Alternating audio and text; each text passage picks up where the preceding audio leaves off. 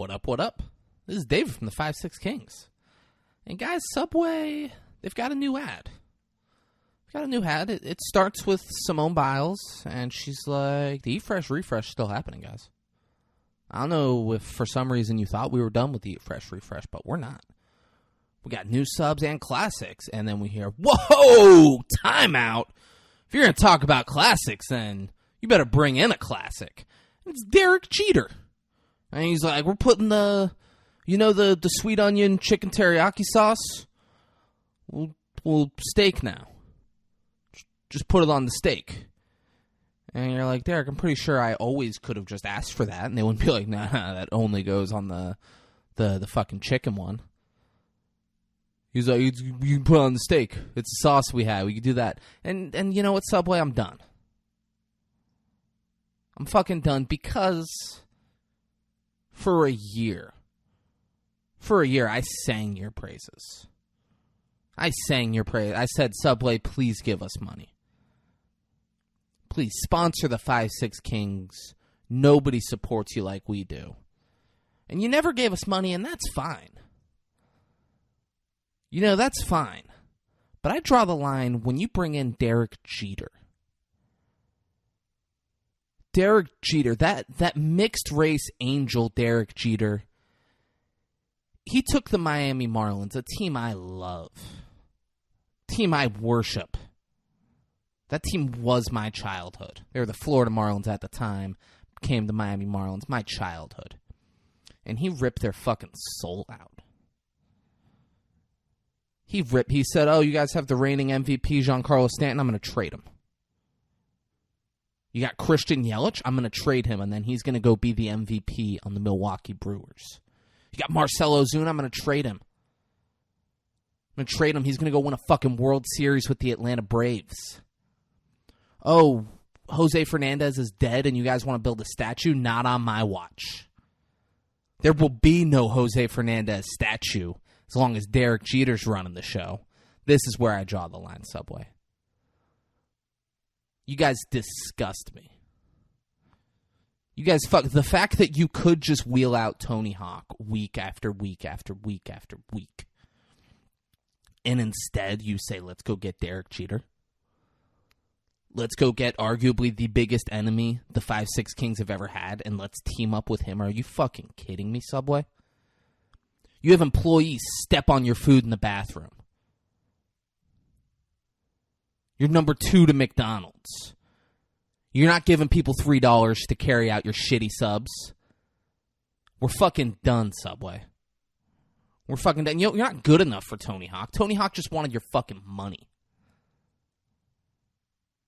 Subway, you make me sick.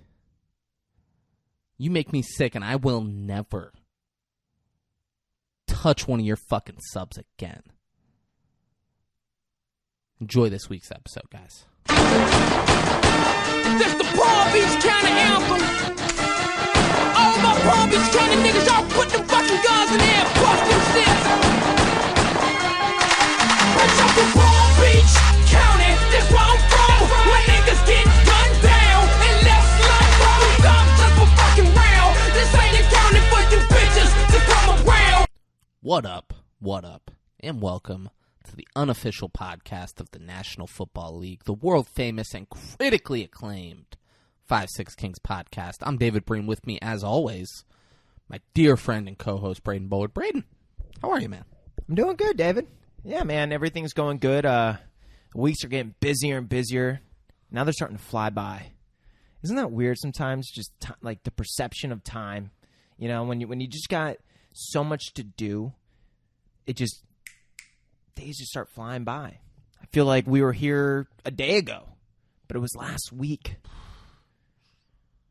Dude, that's so many hours.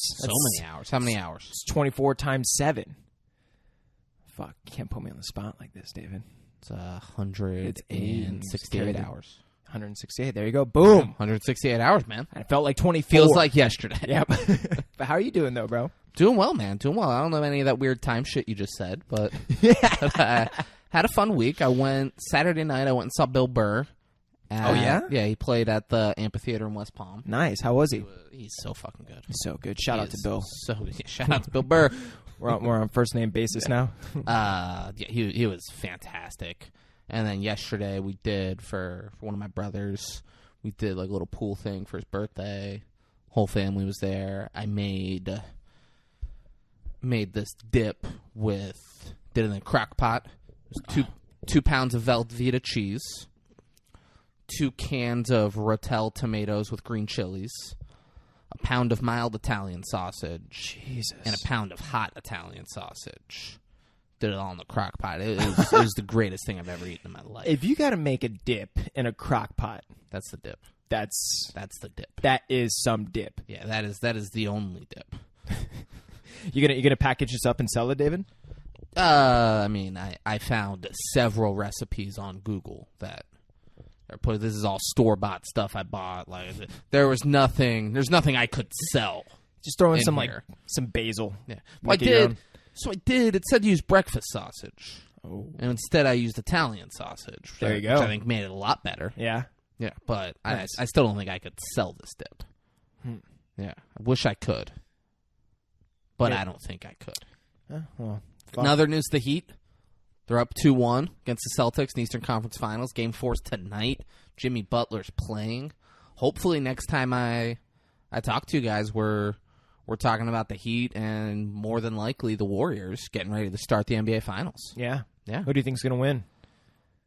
Like So- in all honesty, who The do you Heat. think's okay? Yeah. Yeah, I said when the playoffs started, they have the best roster top to bottom in basketball. The only team that I thought could compete with them as far as like having a better roster, top to bottom, was the Suns. And the Suns are fucking eliminated. Eliminated. Yeah, I think the Heat were the best team going into the playoffs. They're the best team right now. Yeah, I truly believe it's theirs to lose. So if they win, where does that parade happen? Where does the parade go down? Orlando. Yeah. Not Miami. Nah, they do. They do yeah. It's whatever route. It ends on Biscayne Boulevard because they do a thing at the arena Oh, okay. at the end of it all. But, Nice. yeah, I've never been to a parade.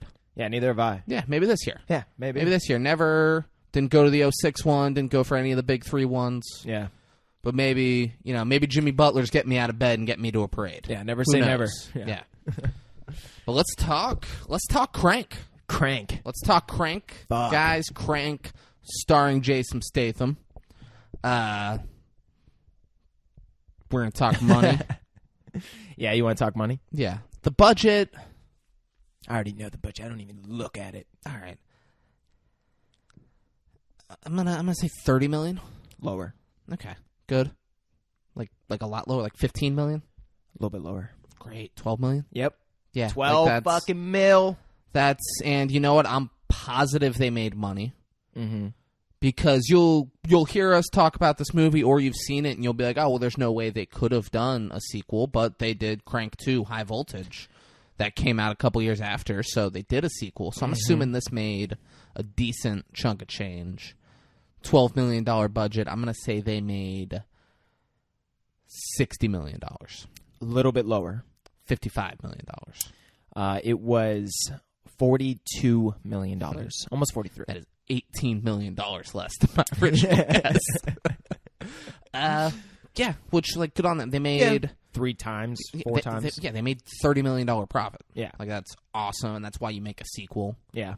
Even though it's ridiculous, and there should not have been a sequel to this movie. There definitely should not have been a sequel to this But movie. you make $30 million in profit, you're like, whatever, let's just fucking make more money. Do you think for them to sell the second movie was just how ridiculous the fact that they're making a second movie? Like, it is like, do you almost just want to go see it just to be like, how the fuck are they making the sequel? I'm sure. And, like, this... What I like about this movie is that it's different than, like, a fucking Speed or a Die Hard that's, like... It's ridiculous, but, like, we want to make it seem like this could happen. The way Even I though see it couldn't. They leaned into, like, okay, obviously none of this could happen. Yeah, that's exactly what I'm saying. Obviously none of this could happen. Enjoy the movie. Yeah, it's They got leaned this into feel that's like, okay, we do give a fuck, but at the same time, we know that you know that we know, so we don't give a fuck. Yeah. Rather than trying hard, like let's say Speed did. Yeah. Speed was like, we want to make it cool, but we want you to think it could happen, even though it totally couldn't happen. So we Crank was like, it just fucking, it's a movie, guys. Yeah, it's a fucking movie. None of this could happen. This is just except that, and just watch Jason Statham be out of his fucking mind for an hour and a half. Yeah. And I enjoyed it. I enjoyed it. I enjoyed can't it give too. it too high of a grade, but I enjoyed it. Yeah, like the fact that you could tell, like there's parts and aspects where it's like we're having fun, we don't give a fuck, but it doesn't take you out of the film. Like you realize you're having fun and you're still in the film, and yeah, you stay in it. You know, Yeah, absolutely. Yeah. Absolutely. What's Rotten Tomatoes? What's Google? What do they got to say about this? Oh, David. IMDb gave it a 6.9 out of 10. Rotten Tomatoes gave it a 61%. Metacritic gave it a 57%. And then Google users gave it a 79%. That's interesting to me.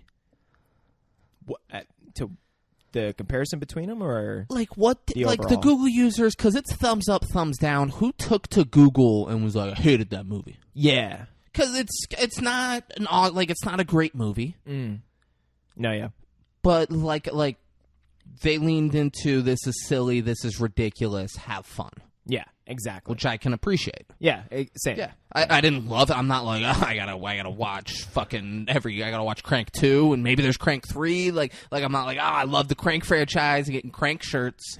But like I was like, it was fun, whatever. yeah, yeah, exactly. Yeah, what'd you give it? I give it, and God, man, you know, I fucked myself so hard last week when I gave the Speed 7.1, but. But like give this what like because Speed you would have given it a 5.5 whatever yeah. you said. Yeah, was it 5.7? Yeah, it was a 5.7 is what I really wanted, is what I really like critically gave it, you know, like once when I rationalized my fucking thoughts, I guess better. I give this a 6.2. Yeah, 6.2. I was thinking 6. I was Yeah. thinking 6.5. Yeah. I'll go 6. Like I imagine the awards are slim. Yeah. Like I imagine it wasn't nominated for a bunch of awesome awards. Like Two wins, 2 nominees. Yeah. And I'm sure neither of them were Oscars or Golden No. Globes or anything awesome. They're but like, funny, but but like it was a fun movie. yeah. It was cool.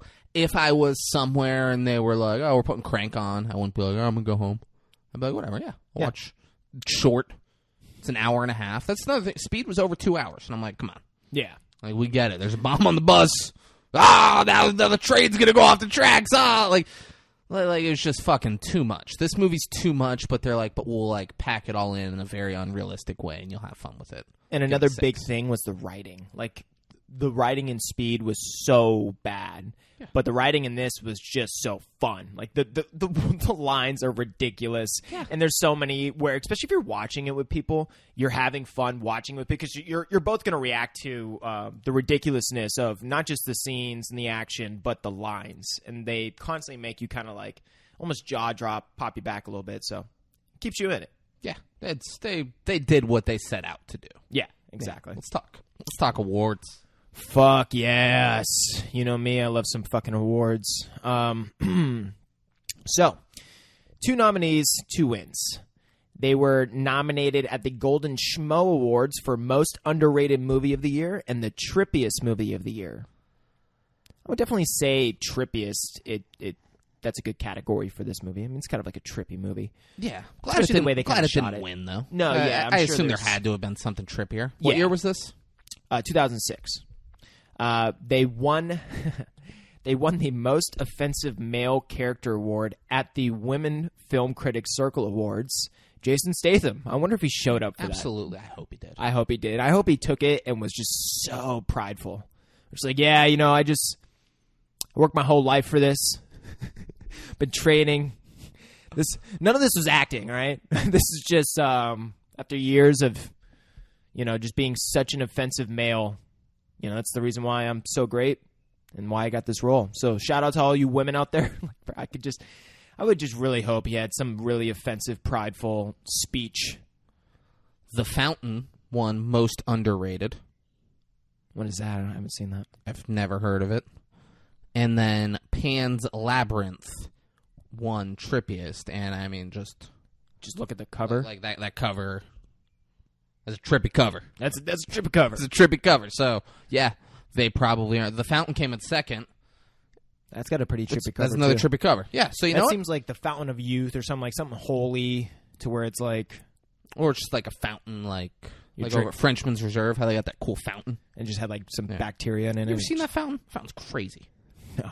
It's in front of a neighborhood. It's fucking like bigger than this house. Just fucking it's just fucking crazy huge. And you're like, really? Can you imagine being that rich where you're like, you're going to build an entire neighborhood, but you're like, let's put an extra $1 million into the fountain in the front. Gotta have the fountain. Yeah. Got to. And That'd be the nice. water, like it's just fucking. I think I might have brought this. It's just a fuck you. I think I might have brought this up before, but Rick Ross has a fountain in his front yard where Never brought it up, but of course he does. and he made it to where it's supposed to be like canyon water, where it's supposed to be better water than he drinks in his house. And he says because he has like 20 acres of property, he's like, I want, and it's surrounded by woods. He's like, I want all the animals to come and drink from this fountain. Know that they're welcome to, like saying, like, he's like bragging about it. He's like, I want to see deers in my front yard. Dude, it's fucking hilarious. He's like, it's all filtered, and it's like a long, like 200-foot fucking long fountain. It's just, I love it. yeah. I love. Do we ever see animals? I think he has. Does I think he ever like yeah, post yeah, pages? I see. Yeah, I'm pretty sure there's a video of The some little deer deers. family. Yeah, exactly. That's great. Yeah, man, he's living his best life. But yeah, and then they won the Taurus Award for Best Specialty Stunt by Michael Nicely. That's a cool last name, and Sean Graham. That's a nice last name. That's that's a nice last name. But it's for the stunt when Jason Statham steals a police motorcycle, and he just That's a wild stunt. and he just feels like for some reason standing on top of the motorcycle, riding it, and just like putting his hands out like it's a holy moment. like King of the World Yeah. and fucking that movie Yeah, that James Cameron did. James and Leonardo DiCaprio, and it was fucking huge. And I can't think of Titanic. we said at the same time. But I actually have a very similar moment in memory to this. You've said this story before. I have, right? When you were riding the scooters, Corbin, and you're like, I just let it take me. I swear to God, I love you don't tell a ton of stories on here, and that one's come up twice. fucking twice. You're like, I'm not just letting it go, and I crashed into the person's front yard. I swear to God, it was the exact same thing where I opened my eyes, when Jason Statham opens his eyes, he's about to run into on the sidewalk into a table at like a restaurant. I did the same thing with someone's fucking mailbox. I open my eyes, I'm going straight onto a person's mailbox, swerve off to the right, just fall, eat shit, go flying, fucking. And dude, once again, Corbin was so sweet, bro. This is the nicest thing I've ever seen Corbin do. Corbin is the most caring out of all of us. Oh, bro, he has like this hard, like, but like, he's got a lot of lot of care. like he would fucking kill or be killed for us. Oh yeah, For sure. yeah. If we were fucking, He's if you were talked riding about scooters in Hoff's neighborhood, and that happened, Hoff would be like, all right, we'll get up. We got to keep going. What are you doing? That's exactly what Hop would do. Do you remember we were at the house in the Estates? It was you, me, Corbin, Terry, John Chanda. Yes, it's my grandparents. It was your grandparents. Yeah. So John Chanda and I took Terry's car. I don't know why that was the scenario. We a crazy were going story. to get beer. And I was like, well, I'm not taking my car. Terry, we got to take your car. And he's like, all right, whatever.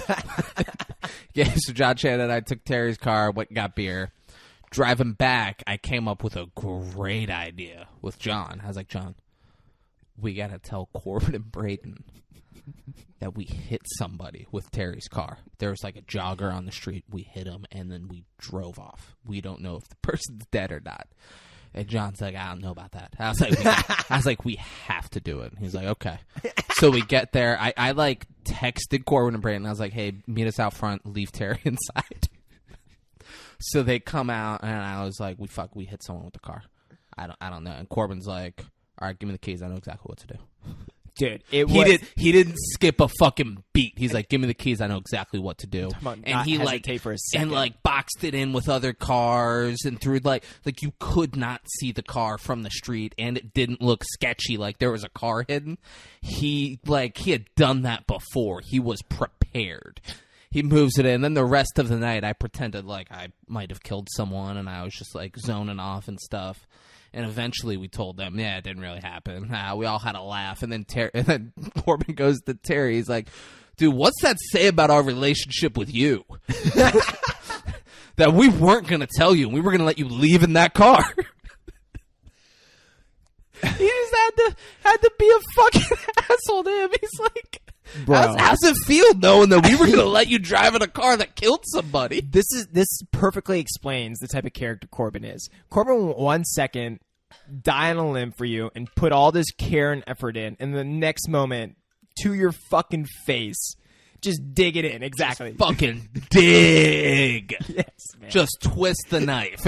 And Terry was like, I mean, it's kind of fucked up. He's the instigator and the resolver. Yeah. Dude, like Corbin is wild. I love that fucking man. Oh, 5-6 Kings, baby. That's the 5-6 Kings. Let's jump into this movie, huh? Yeah, man. Let's fucking jump in. So it starts off. There's some sick rock music playing, and dude, it's sick. like bang, bang your head, bang your head. It's playing, and we hear a phone ringing, and we see someone like we're seeing through the eyes of this person. POV. There we go. The best Point kind of porn, of right? view. Right, best kind of porn. Oh, bro. I don't want to look at the dude's face at all. I don't want to do that. I just want it to feel like it's mine that's doing it all. That's you know? Exactly. She's like, "Oh, you're so big." I'm like, "Yeah, I'm so big. You see that? Look how big it is. Make the man. That's how big I am." Make the man as subliminal as possible. Yeah. And just make it all about the female. All about them. Yeah. It's mine doing all that. Yeah. But he's like all disoriented. We hear a fucking like a phone ringing, but he never answers the phone. Yeah. And he goes out to his living room, and there's a DVD that just says "fuck you" on it. He's like, "Oh, I better pop that in." Yeah. See what this is all about. Yeah. Pops it in, and there's this guy who he looks like he's a Asian Hispanic hybrid, but turns out he's just 100% Costa Rican. I looked it up because I was like, "Oh, what is this guy?" 100% Costa Rican. Do you think Asian Hispanic hybrid? Oh, yeah, 100%. Yeah, for sure. Yeah. Just Costa Rican. Yeah, both his parents But Costa Rican. Both of their parents were Costa Rican.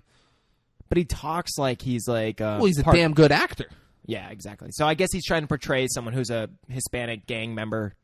Well, he's Costa Rica is a Spanish-speaking country. No, yeah, but also what you said too. Asian. Yeah. Yeah.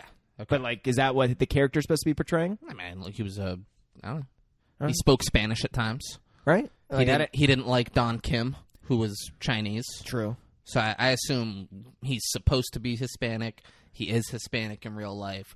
We thought he looked Asian. Yeah. And you'll think he looks it. Look him up. Yeah. You'll think a beautiful Asian Hispanic hybrid. Yeah. That is what you'll think. And he's like, "Oh, what the fuck? Jason Statham, you never call me no more. Where's the love? How you feeling, huh? Probably not good. Huh, baby? Probably can't breathe too good, huh? It's probably because of this." And he holds up, he has like a syringe.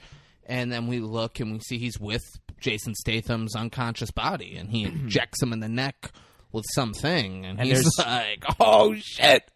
I'm killing you on DVD." And you know, it's a crazy way to start a movie. And you also see there's a guy behind him that's holding a bat that initially knocked out Jason Statham. So we never see that. You never though, see that, though, yeah. But he looks, and that dude's big. He's like, "Do I need to get you a contract with the Dodgers?" Or Yeah, what? yeah, that was a great line. And he's just talking bananas shit to Jason Statham. Yeah. And and then at one point he's like, "Don't freak out too bad. We got you on camera." And he looks and sees a camera on his stairs in his fucking house. That never comes up again. Never comes up, yeah. I was like, okay, that's going to be a big deal. These guys just have cameras everywhere or something. Never comes up again. Yeah. Did not need to be a part of it. They set all that shit up just to see his reaction. Yeah, and he's like, "Oh, shit. Fuck you guys. And just that guy talked shit for a while, and he's like, "Man, you should, this is retaliation for Don Kim, huh? Probably wish you could have gone back and not done that, huh? Hindsight's 20/20. And you're like, oh, that sucks. And then the thing hangs up, the DVD finishes. Yeah, the DVD. Jason Statham just starts smashing his TV and screaming and going crazy. Yeah, starts freaking the fuck out. Then he runs out of sprints out of the apartment or house, whatever the fuck it was. It was an apartment, I think. It was just a big one. Big apartment. Yeah, and fair, big apartment? it was a weird Yeah, apartment. Not house, but big apartment. It's a 2-story apartment, and it's all concrete on the inside. But when you first leave his bedroom and you're walking down the hallway, it's all like modern. But then when you're in the living room kitchen, it's all like concrete. It's pretty weird. Pretty weird apartment. Yeah, to be safe. Yeah, safe. Yeah, it's like a bunker. Yeah, and I'm not sure if maybe we said it or maybe if I didn't hear it or something. But the drug that he's he has like a limited amount of time. So he said you're gonna be dead in an hour. Okay, Yeah, that's what he said. Yeah. So you got an hour tops. And Yeah. you're like, well, that can't be good. I don't think I said that, and that's very important. This guy said, with the drug I just gave you, you got an hour tops, baby.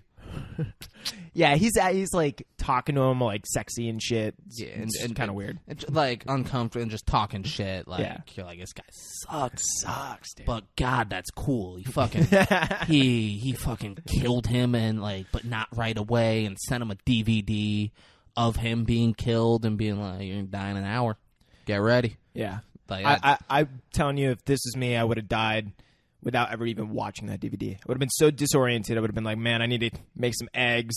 Yeah, but let's get some water. Let's figure this out. This And then is it'd be crazy. dead. Yeah. Never would have seen the DVD. Yeah. He'd come there, he'd come back, see my dead body, and be like, never even played the fucking DVD. Damn it. Fuck.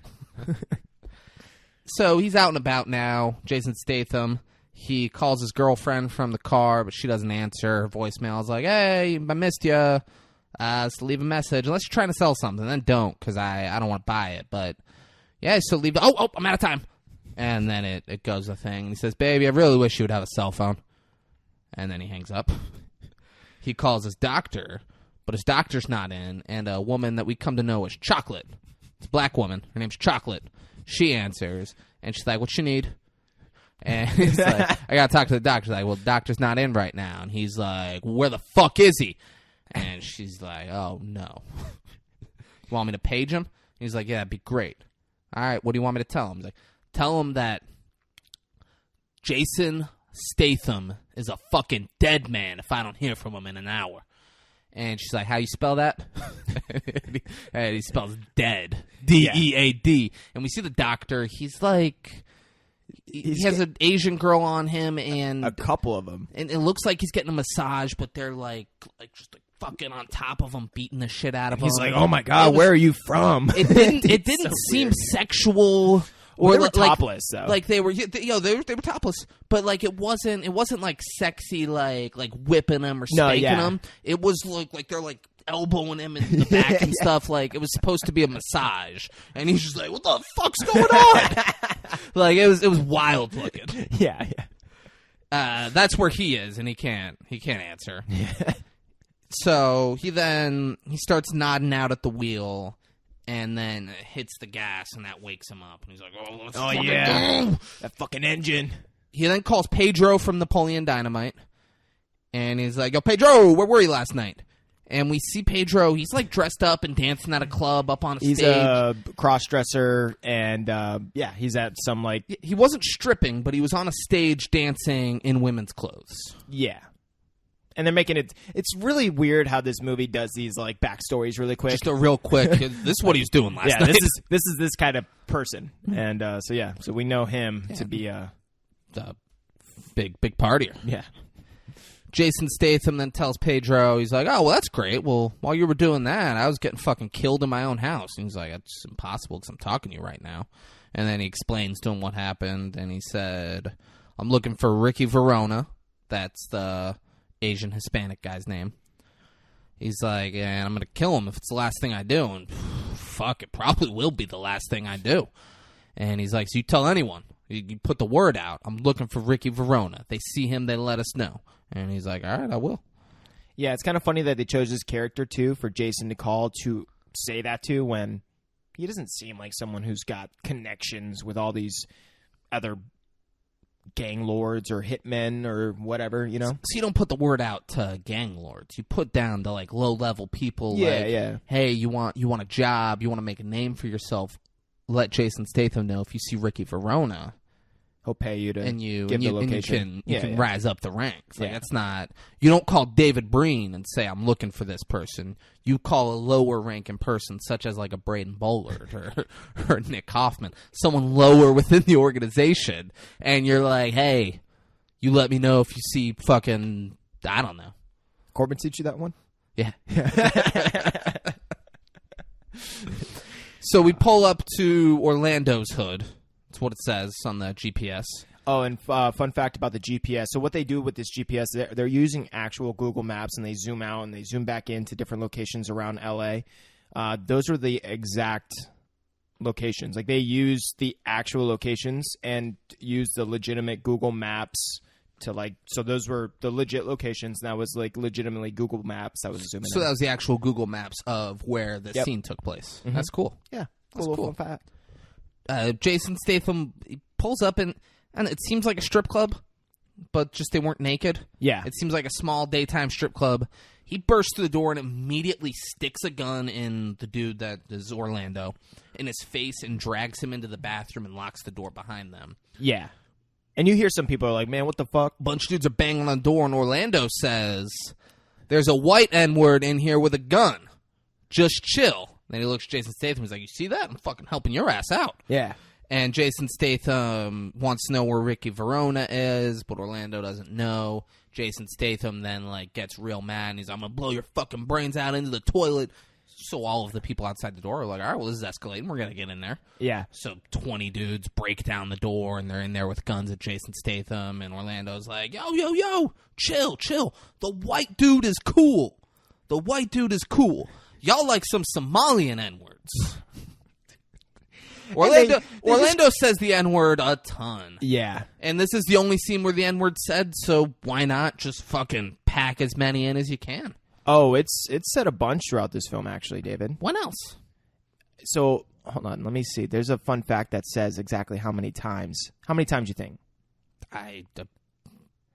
30, but I think all of them are in this scene. Bro, right? That's what I was like, man, I can't believe there's that many, and I didn't really realize there was so How many? 83.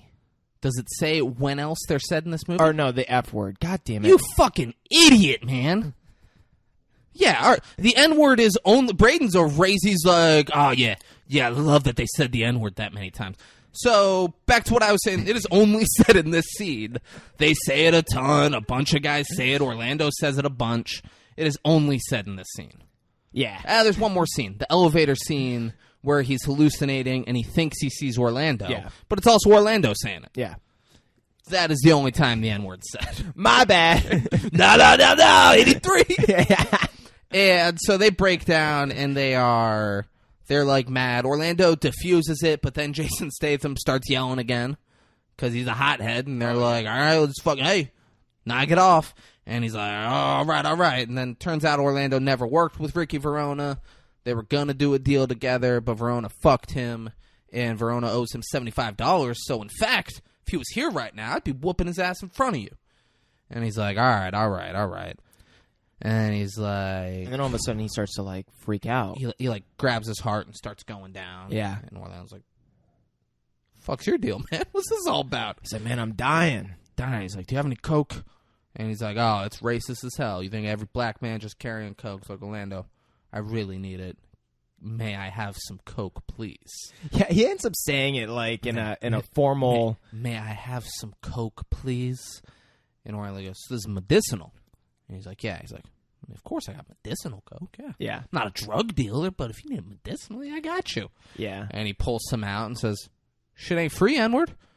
So then he just grabs out a amount of money and just hands it to him. And they toss him. Jason Statham can't. He like rips it open. It falls on the ground. He's just snorting it off the ground. Yeah. It's all over his hands. He's like, just all over the ground. He's licking it up. You're like, this is fucking... Orlando's like, man, come on. And then he's like, man, that's some good shit. Crazy. He's like, and he's like, this isn't working. Yeah, he says, this isn't working. Orlando says, excuse me? He goes, but I know what I have to do. And Orlando says, well, shit. Sometimes the M word got to do what the M word got to do. Orlando's great. Yeah, no, he's great. And Jason Statham says, I need to kick some black ass. And then headbutts a black dude that's in the bathroom with them. That's way bigger than him, too. Just fucks him up with it. But it's Jason Statham. Yeah, it's Jason Statham been doing this kind of stuff. But in reality, you're never leaving that fucking bathroom. No chance. Yeah. No chance. He then gets out of the bathroom, and after he headbutts the guy and says, you want to say it? You want to say it? You can say it. You say it. You say it. Come get this white meat. And he fucking starts running. And then they chase him out. He's got a pool cue. He's holding them off. Dude, there's a fucking ginormous other black guy right behind him as he says it too. It's just like, they all had guns pointed at him a second ago. Yeah. They were ready to kill him, and now he's doing something worth killing him over. yeah. And they're just like, well, let's just chase him. And he's doing this obviously just to keep his heart rate up. Yeah, he's realizing that that's working, and he's out there at the pool cue. They're calling him the F word. If anyone not was fuck. confused, Jason Statham isn't racist or pissed off at black people in this movie. Yeah, he might be. Well, he did say, I want to kick some black ass, you're right. Yeah, Other he might than be, that. yeah. You'd be right to be confused, and you might be correct. Okay, all right, okay. He then gets in his car. They're chasing him. They're calling him a faggot. And like, come on, faggot. And then he drives off. Fun fact, Jason Statham did all of his own stunts when it comes to just like his body and driving. Obviously not the motorcycle scene, though. So except for the only stunt that was nominated. Yeah. Jason Statham did all the stunts except for the best one in the movie. The only one that got nominated for an award. That's You a fucked good up, point. Jason. Yeah. You fucked up. There was only one stunt you needed to do. Yeah. I did it. Look at me. I'm fine. Braden did it. Yeah. Because he had Jason Statham, what you need is a Corbin in your life. Braden had Corbin. He knew everything was going to be fine. I knew it. He knew if I crash, Corbin will be there to pick me back That's up. why I let myself go free. There you go. Because Corbin would pick you back up. Mm-hmm. He'd make you whole. You're right, David. Love you, Corbin. Love you, Corbin. So he's back in the car. He gets a call from Verona, who wants to let him know that he's going to fuck that mystery girl that Jason Statham's been hiding from everyone once Jason Statham's dead. And Jason Statham tells him that Carlito's going to... He's like, I think Carlito's going to react to me being killed. Your whole fucking crew is dead. And he's like, nah, Carlito and I are boys. We're tight now. We're tight. And he says, Dude, you haven't been tight since your brother fucked you in the 3rd grade. Great line. Carlito, they start, to talk shit going back and forth, and Jason Statham's getting a call, and he's like, I gotta go, bye, and hangs up, and it's the doctor, and he's like, doctor, what's up? And he starts explaining all the shit, and the doctor's like, where are you right now? The cops are trying to pull him over while he's on the call. Yeah. When he's on the phone with Verona, and he's like, I can't, I'm not stopping for the cops. He starts speeding up, and he's like, where are you right now? He said, driving through a mall with the cops chasing me. And then it really zooms out. He's running over kiosks at the mall, and Dude, people are it's diving out of ridiculous. his way. He's driving like an indoor mall, And it's not so like ridiculous. it's not like an outdoor flea market, and he's calling it a mall. He is in a mall. But you want to... What I Crashing find through almost shit. more ridiculous is that the cops were still chasing him. I mean, They were driving through the fucking mall. yeah, but after him, people got out of the way. People are they're either already dead and the cops are just running over dead bodies, or they fucking got out of the way and they're safe. This is true. They're not gonna be like, okay, why would multiple cars be driving? Why would any car be driving through? So one car goes through, they're not gonna be like, now it's safe. I'll step out. They'll be like, let's stay in the store. Not to be a critic, but isn't it like a law where if cops are trying to chase after someone? I don't have the answer to this. I don't know, you're smart as you're gonna fuck. you're gonna bring up a law that I don't know. Finish it, but you just. It might be for motorcyclists more specifically, but I thought it was where it's like if the person they're chasing after is endangering other people's lives because they're being chased, that they stop the chase is what I thought, and they try to set up something before the driver coming up to instead of chasing them. I don't know. I thought that was a thing where they are supposed to stop chasing someone. Yeah, maybe. If they're maybe putting other people's lives in danger and try and get in front of them rather than keep chasing them. I don't know. Maybe, but I don't think a lot of things that happen in this movie would happen in real life. Yeah, I think a lot of it's ridiculous. Yes, stop me now. That might be a law. Who knows? If I'm gonna die on this hill, Yeah. He, the doctor knows immediately. He's like, sounds like they gave you the Beijing cocktail. which sounds nice. Like, all right. He goes, all right, so here's the thing. You just got to keep your adrenaline up, so if you stop moving, you will die. And you're like, all right, here we go. Yeah, yeah. If you stop moving, you'll die. Let's keep it moving. He then crashes his car sideways on an escalator. That would never happen like And this. yeah, To that next one. My bad. he starts going up, and what I wanted to happen didn't happen. I wanted it to. It starts going up, and I really wanted it just to get to the end and then flatten out. He drives again because I was like, "Why not? You're gonna be this silly. Just have it do that." Instead, he's on the escalator, and he's like, "Well, this is obviously where the car stops. Yeah.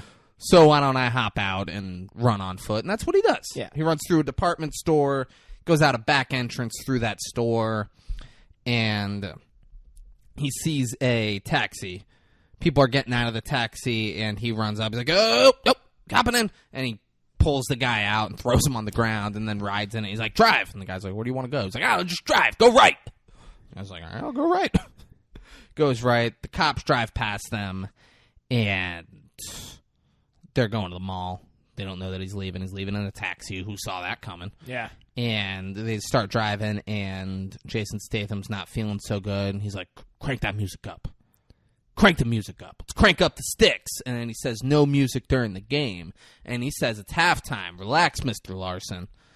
And he cranks it up, and it's Achy Breaky Heart by Billy Ray Cyrus, which is really, for what's going on with him, his heart's going to stop, and it's don't tear my heart, my achy breaky heart. I just don't think you'd understand. Oh, boom, boom, boom, boom, boom. Like, it's a good song. Yeah. It's a good song for this. But it's for this not scene. like He is acting like it is heavy metal or some shit. like it's fucking. No, way No? better. All right, don't.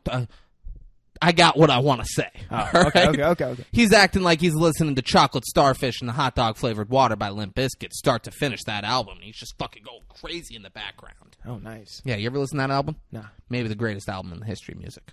What? Name a good song off of it.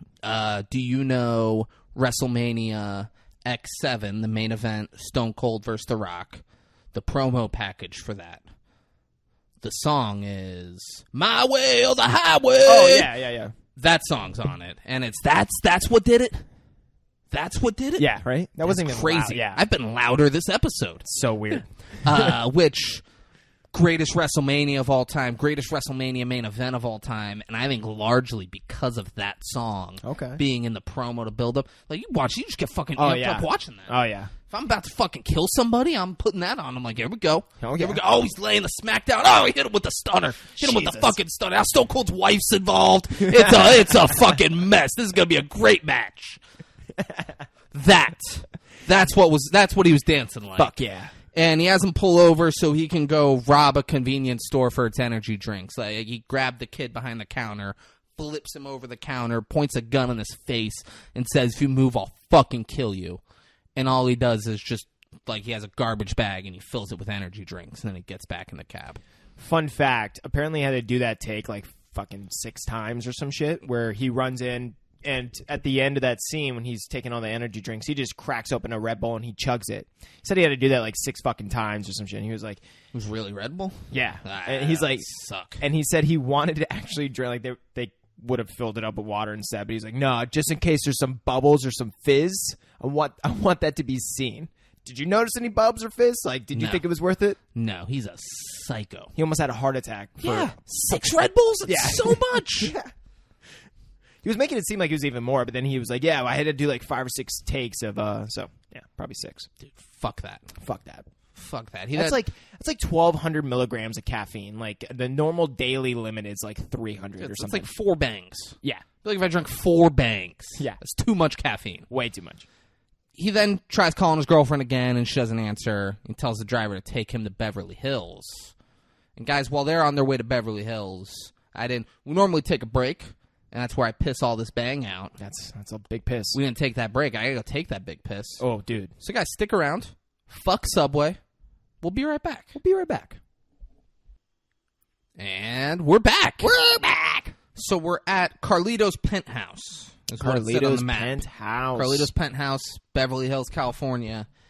And Carlito's having like a sexy poolside party with like champagne on ice and armed security and just chicks. Just and the works. Chicks and dudes and guns and drugs and champagne. He's just living yeah. it up. Yeah.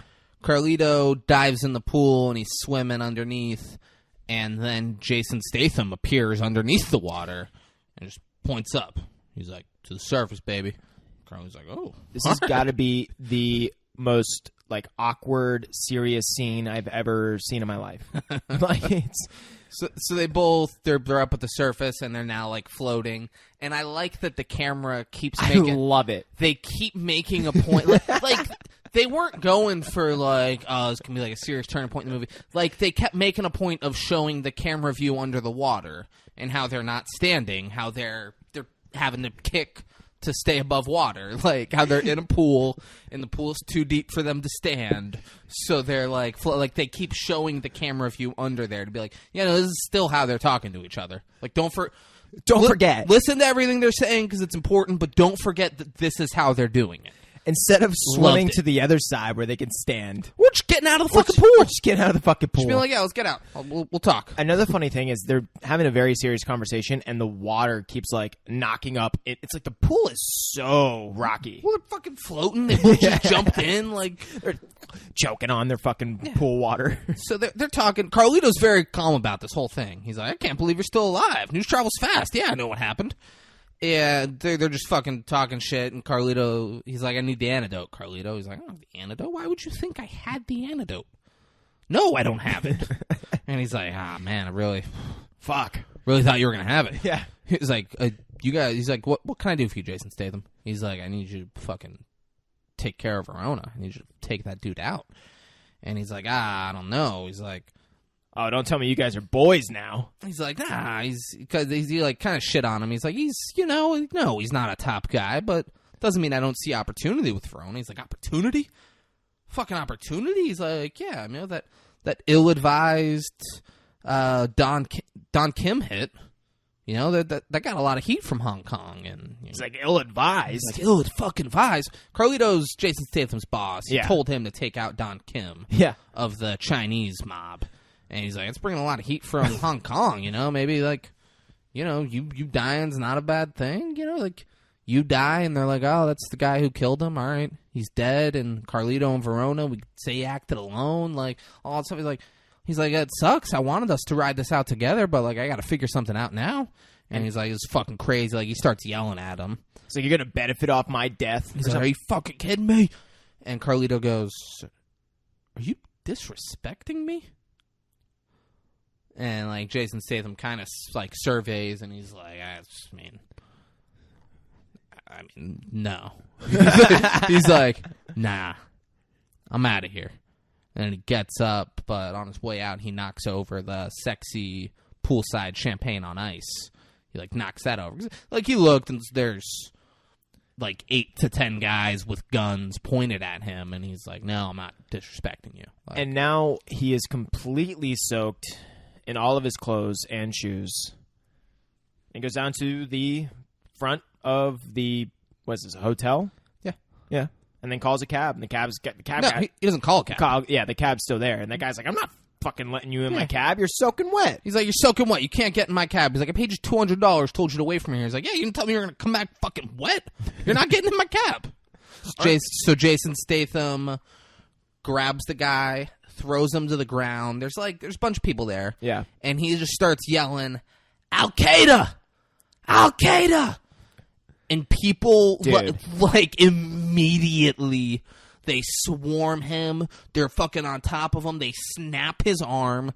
And they're saying ridiculous shit. Yeah. People are like, I love America. I love Bush. They're punching him in the face. I love Bush. The guy's screaming, I voted for Bush. Oh, I voted. I think he said both. The cab driver is screaming, I voted for Bush. Oh, because one guy said, though, I love Bush. And he's like, I voted for Bush. He's like, I voted for Bush. Yeah. But they snap his arm like as if you throw a Middle Eastern person to the ground and just yell Al-Qaeda without a second thought, people are going to swarm him and just murder him in the street. Is that the most like insulting, disrespectful thing that's happened in this movie? to like a group of people, I mean, probably. right? Yeah. Like this. It's such a ridiculous thing to write in the script. Dude. Yeah. Al-Qaeda, and they just fucking... And everyone. I'm talking about like there's like 30 people now jumping this. People in suits, like regular white fucking looking business people. I mean, as opposed to all those... they were predominantly all white, weren't they? But you said regular.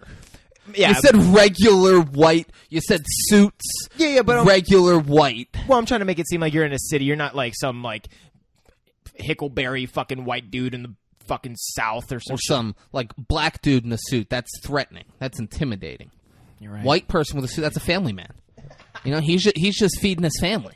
He's got to go to work and feed his family. It's fucking crazy, Braden. It's crazy. I feel uncomfortable. That's the most offensive thing that was said. Yeah. That right there. Maybe I'm God, a writer. Only white people in suits. Fucking, it's just regular. It's just normal. It's business as usual. See a black person in a suit, you better run.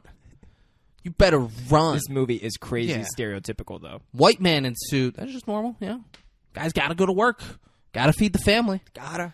So Jason Statham's driving the cab now, and he's crushing Red Bulls. Fucking the doctor crushing it. calls him. Oh, the doctor is the guy in Wedding Crashers Yep. who, He's in the, like in the first scene, him and his wife, they're going through divorce mediation, and Vince Vaughn and Owen Wilson are the two people mediating, and he's the husband in that scene. And he's like, oh, my flight got delayed. He's like, you need more adrenaline. He's like, go to the ER and get epinephrine, artificial in general, and just go get, which is a crazy, just go to the ER and get it. Like, how do you think he's going to get it, doctor? Yeah. Fuck you for this. Go to the ER and get artificial adrenaline. And he's like, all right, done. He's like, just do a fifth of an injection. You don't want to do the whole thing. It'll fucking kill you. And he's like, yeah, got it. Copy that. And then he hangs up and he calls Pedro, or no, Pedro calls him. And he's like, I just saw Verona's brother walk into the Prince. And while I was across the street getting a taco, and I saw him walk into the Prince. He's like, all right, I'll be right there. Yeah, I'll be there in 10 minutes. Just keep an eye on him. So Jason Statham shows up. He interacts with Pedro before going in. And he just, like, walks in and like bumps into a waitress. She drops the shit she's carrying. It's like, what the hell? And the fucking restaurant workers are like, oh, we got to do something about this? The host is about to call the cops, and Verona's brother sees what's happening. He goes to the cops, like, I got this. Yeah. I got this. Gets out his gun, and he walks through the kitchen. He's holding the gun. He's looking for Jason Statham. And then, like, the kitchen leads to an alleyway, and he walks out to an alleyway, and as he gets out there, he's holding the gun in his one hand, pointing it forward. Jason Statham cuts off the gun hand with a meat cleaver, which is fucking great. Clean off. Oh, just one motion, just boom, it's gone. And he's like, what the fuck? You just cut my fucking hand off. But, like, doesn't lose a fucking beat. Yes, Jason Statham's like, where's your brother? And he's like, he's somewhere fucking your mom. And then the brother starts beating Jason Statham's ass. Beating the fuck. Like tackles tackles him him down. He's fucking hitting him. First- he punches him with his no hand, and he's like, fuck, that hurt. He misses. So he first punches it with his hand, and then he goes for the hand that he's missing. And Jason just moves his head, and he punches straight concrete with his fucking cut off hand. But even if he hit him with the nub, that would suck. Yeah, it makes no sense. Like, bro, this movie is ridiculous, dude. Pedro comes from behind with a dough roller and, like, bonks the guy in the head with it, and he just kind of, like, looks, and he's like, The fuck? all right, I'll go after him. Yeah. And he's got Pedro over in the corner, and he's like, come on, bitch, do something. Jason Statham goes and picks up the gun with the guy's hand still on it. Yeah. Which is great. And then blows his brains out from behind, and, like, the blood goes all over Pedro. I'd be so pissed off if I was Pedro. I mean, Pedro was about to get murdered by that But guy. I would have been like, bro, you could have stepped to the left and just shot this way instead of directly at me. Like, So that guy's dead. He's on the ground. He picks up the guy's phone, flips through, sees Ricky Verona's number. So he calls him from his brother's phone. And Ricky answers. Ricky is getting a blowjob from some chick and feeding his dog cold cuts. As one would. You know? That's That's what like if you were getting a blowjob and let's say hypothetically Daryl didn't kill Quixie and Quixie was still alive. Oh, David. You'd feed her cold cuts while you're getting a for blowjob. You'd be like, sure. Quixie, come here. Have a cold cut. And Quixie'd be like, oh, fuck yeah. Yeah, but apparently that's what this dude does with all of his free time. That's how they're painting it. I mean, absolutely. Yeah, and right? what a life.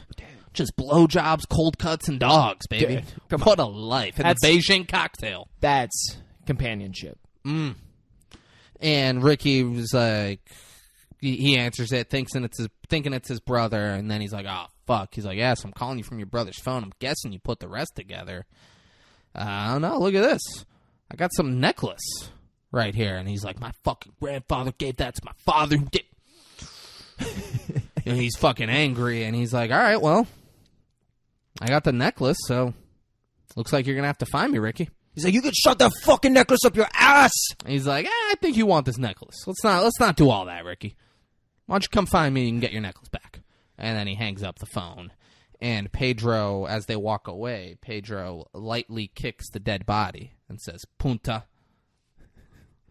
We're now at the hospital. He walks into the pharmacy, cuts an old man in line. The old man's like, you fucking asshole. And he's like, you don't need to shove, sir. And he asks the pharmacist, he's like, I need something with an E. And she says, England? And he goes, very fucking funny. No, it's something with an E. It's adrenaline. And she says, epinephrine or whatever the hell it is. And he's like, yeah, there it is. Thank you. I love you. Epinephrine. I need some of that. And she's like, I can't give you that. He's like, why not? He's like, confused. Like, no, I need it. Why won't you give it to me? And she's like, yeah, hold on one second. And then she goes, she's calling the cops, I would presume. And then a dude in line goes, hey, nasal spray. It's got epinephrine in it. It'll get you fucking tweaked, bro. Do it. And he's like, oh, all right, yeah. Sounds great. Cameo time. And he's just fucking...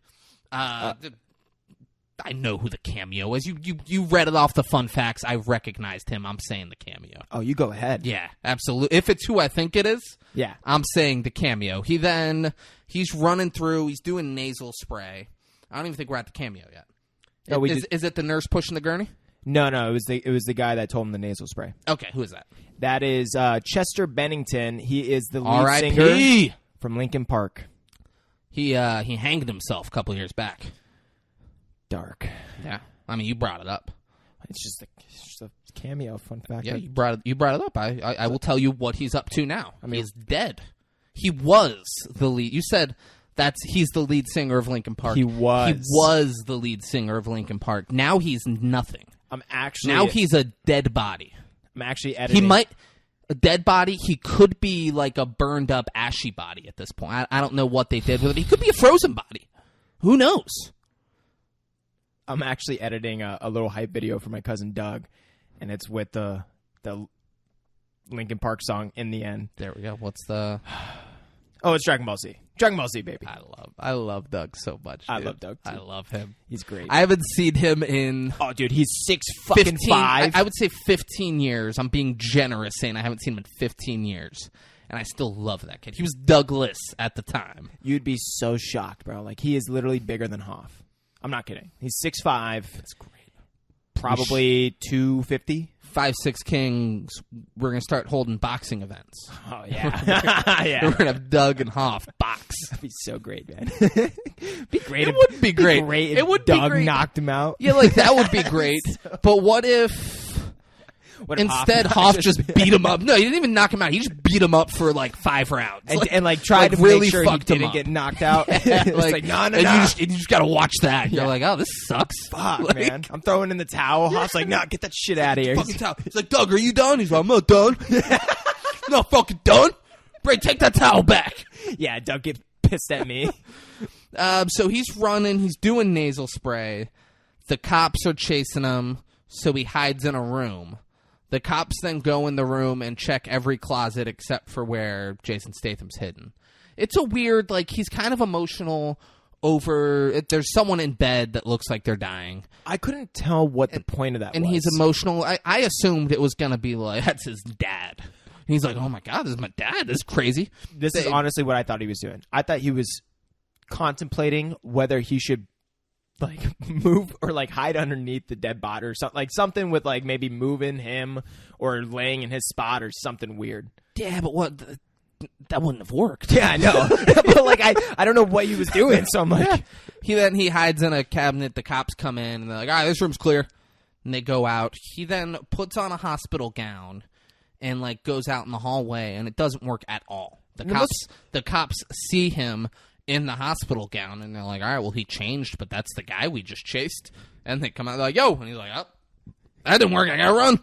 He then what's comes ridiculous is that he changed, but went full naked underneath.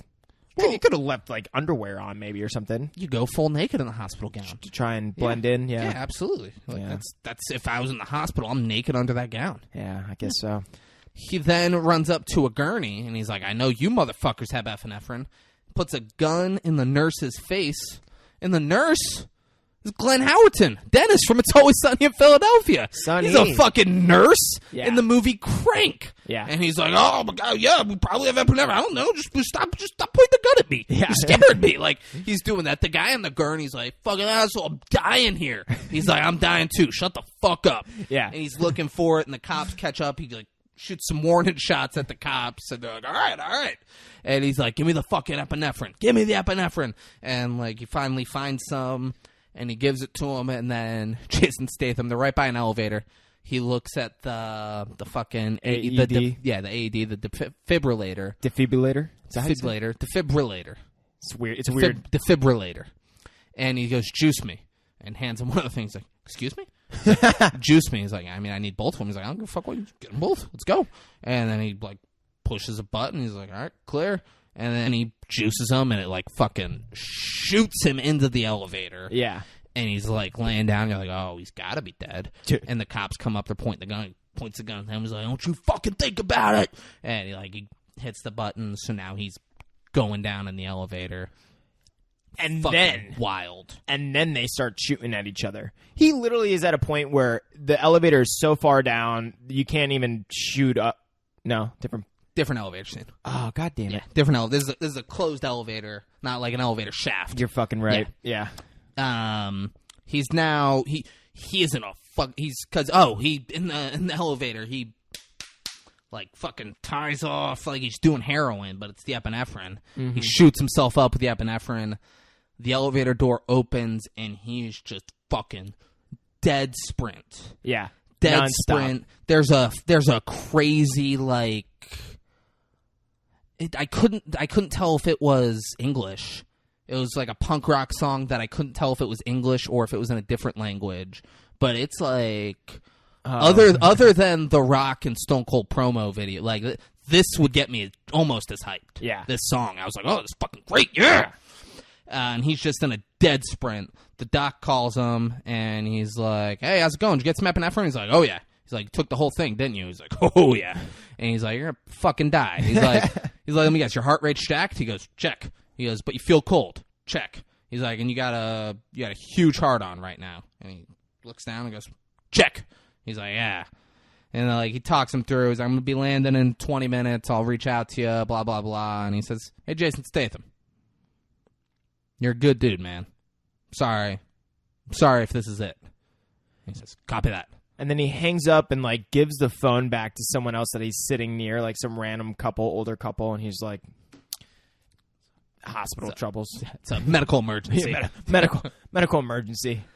He goes up on the street. There's people standing watching the news, and they're talking all about him. And he looks at the guy standing next to him, like they look at each other, and then Jason Statham looks down at his just enormous erection. Looks back up. And then sees a motorcycle cop. And rather than be like, all right, I need to get out of here, he like goes over and he's ducking down by cars and he's like creeping up on the cop. And a car notices at the last second, they're like, oh, this isn't going to be good. They start honking. And he grabs the motorcycle cop's gun. And the cop's like, oh, hey, come on, give me my gun. He's like, oh, you want this, huh? And the guy's Fucking like reaching taunting for it. him. He's pulling it, doing that. He's like, yeah, you want here. And then throws in the cop like, he's got to go get the gun. He's like, I can't just leave the gun. I got to go get it. So what is that what you would do if you're a cop in that situation? I was like thinking, I think a lot of people probably would maybe run after the gun, but then you would think maybe of trying to like apprehend this person before maybe even getting the gun. I don't know. Yeah, but having the gun out there. Yeah, I mean, true. Yeah, I mean, It definitely could happen in this scenario. Tough situation this guy's in. Oh yeah. I don't wish it upon a police officer. Yeah. And he's like, and then Jason Statham hops on the motorcycle and starts like revving the engine, and He's fucking hitting wheelies and shit, and, like, donuts. doing a donut, and the cop grabs onto the back and is like holding on for a little bit and then falls off. It's ridiculous. Jason Statham's on the motorcycle and it's playing, everybody's talking at me.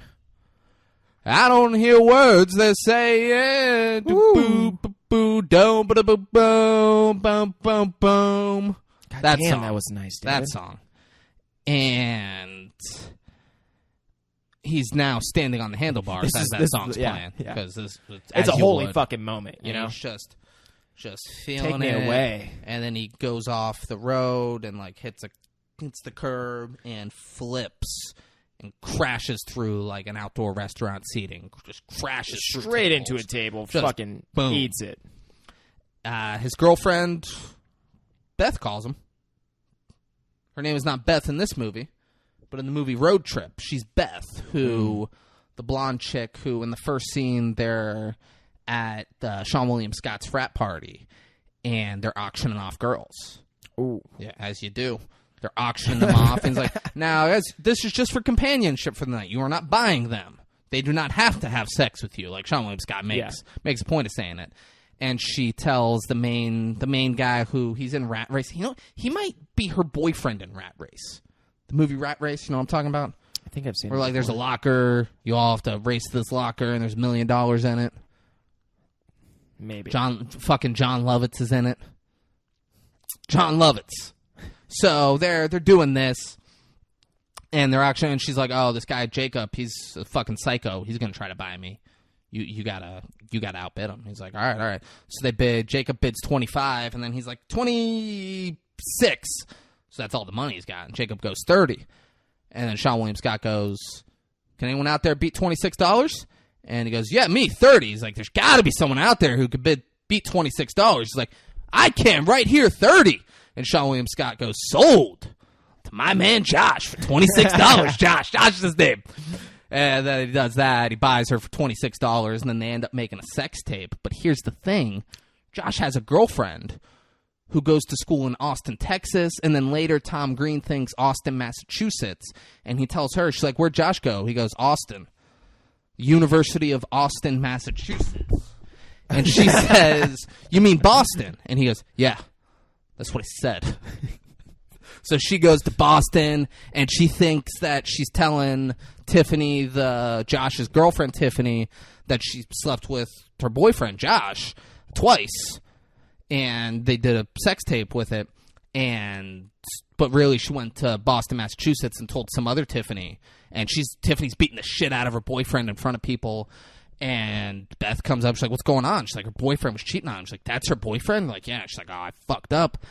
And Josh and Sean William Scott and the dude from The New Guy, who I don't know what else he was in on the Road Trip, and The New Guy, and another guy, they're driving from they go to school in Ithaca, New York, and they're driving to Austin, Texas, because he sent a tape to Tiffany over there where it's like he's like singing songs to her and stuff, and like, "I miss you, babe, I love you so much." But Beth accidentally taped their sex tape over that tape, and he mailed it out to her. So like, we got to go beat the mail. We got to go get there before she gets the tape. Because, like, what are we going to let her watch a video of me? Like, I sent it to her. And, like, 'cause they were going to watch it. And he goes, and, like, they realize, oh, we sent the tape there. And Tom Green goes, Josh, did you make a copy? Because if you made a copy, we could just watch the copy. Thinking, like, the big issue was they don't get to watch the sex tape. Not that he sent it to his girlfriend. Tom Green, he's older than everyone. He's real. He doesn't know what's going on there. Great movie, Road Trip. Check it out if you haven't seen it. But Beth. I think I might have The blonde seen girl in Road Trip, Beth. She's Jason Statham's girlfriend in this movie. it. Yeah. So she calls. She slept in and just didn't answer the phone. And he's like passive aggressive, condescending. What time is it now? It's wild. He's done a lot. Yeah. He has accomplished a lot with this day. It's She's gotta still be in bed. 1. And he's just being like real sarcastic and condescending. He's like, "All right, yeah, good, yeah. Just sleep in, and why don't you fry me up a waffle? I'll be right over there." And she's like, okay. And then he hangs up. Well, he was telling her, he's like, you need to leave. Like, there's people that are coming to kill you, right? He doesn't say. He's like, yeah, no reason to. He does it very sarcastic. He's like, okay. No reason to like be worried. There's no one trying to kill me and on their way to torture and kill you. Like, why don't you just take your time, rest up, and maybe fry me up a waffle, and I'll be there in 10. She's like, all right, I'll be here. She's like, all right, great. Yeah. Verona then has his brother's hand brought to him, and he laughs and says, let's go kill the bitch. I'm like, all right. Beth can't figure out her microwave. She's getting real frustrated with it. It's such a fucking random, funny shot, and She's like, I fucking hate you. Like, she's like yelling at the microwave. they sat on it for like 30 plus seconds. It was great. Yeah. It's I'm great. like, what is the point of this? Jason Statham's ringing the doorbell, and like she doesn't want to answer. She wants to figure out the microwave before she gets the door. And she's like, all right, I'm coming. Yeah. She lets him in. He searches throughout the whole house. She's like, you looking for my other boyfriend? And he doesn't acknowledge it. And she's like, all right, we need to get dressed. We got to go. And she's like, that's funny. I'm actually glad you're here. I haven't been able to change the clock on my microwave from daylight savings. You mind doing that? He's like, what? It's like, yeah, the clock. It was daylight savings. I never changed it.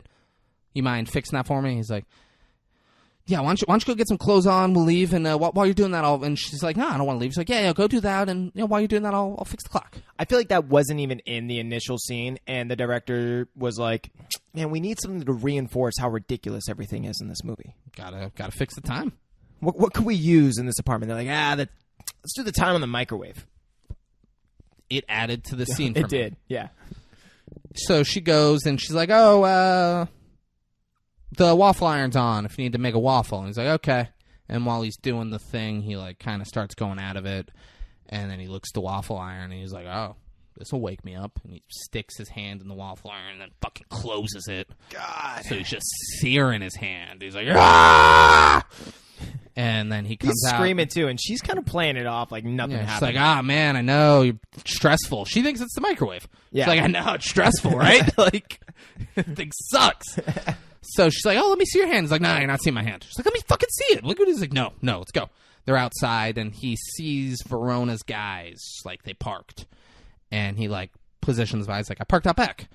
And she's like, oh, okay. And, like, they start walking. And she's like, oh, I left the waffle iron on. And then she goes inside, and Verona's guy, like, looking, hits the button at the front gate that calls her apartment to be like, hey, I'm at the gate. Will you buzz me in?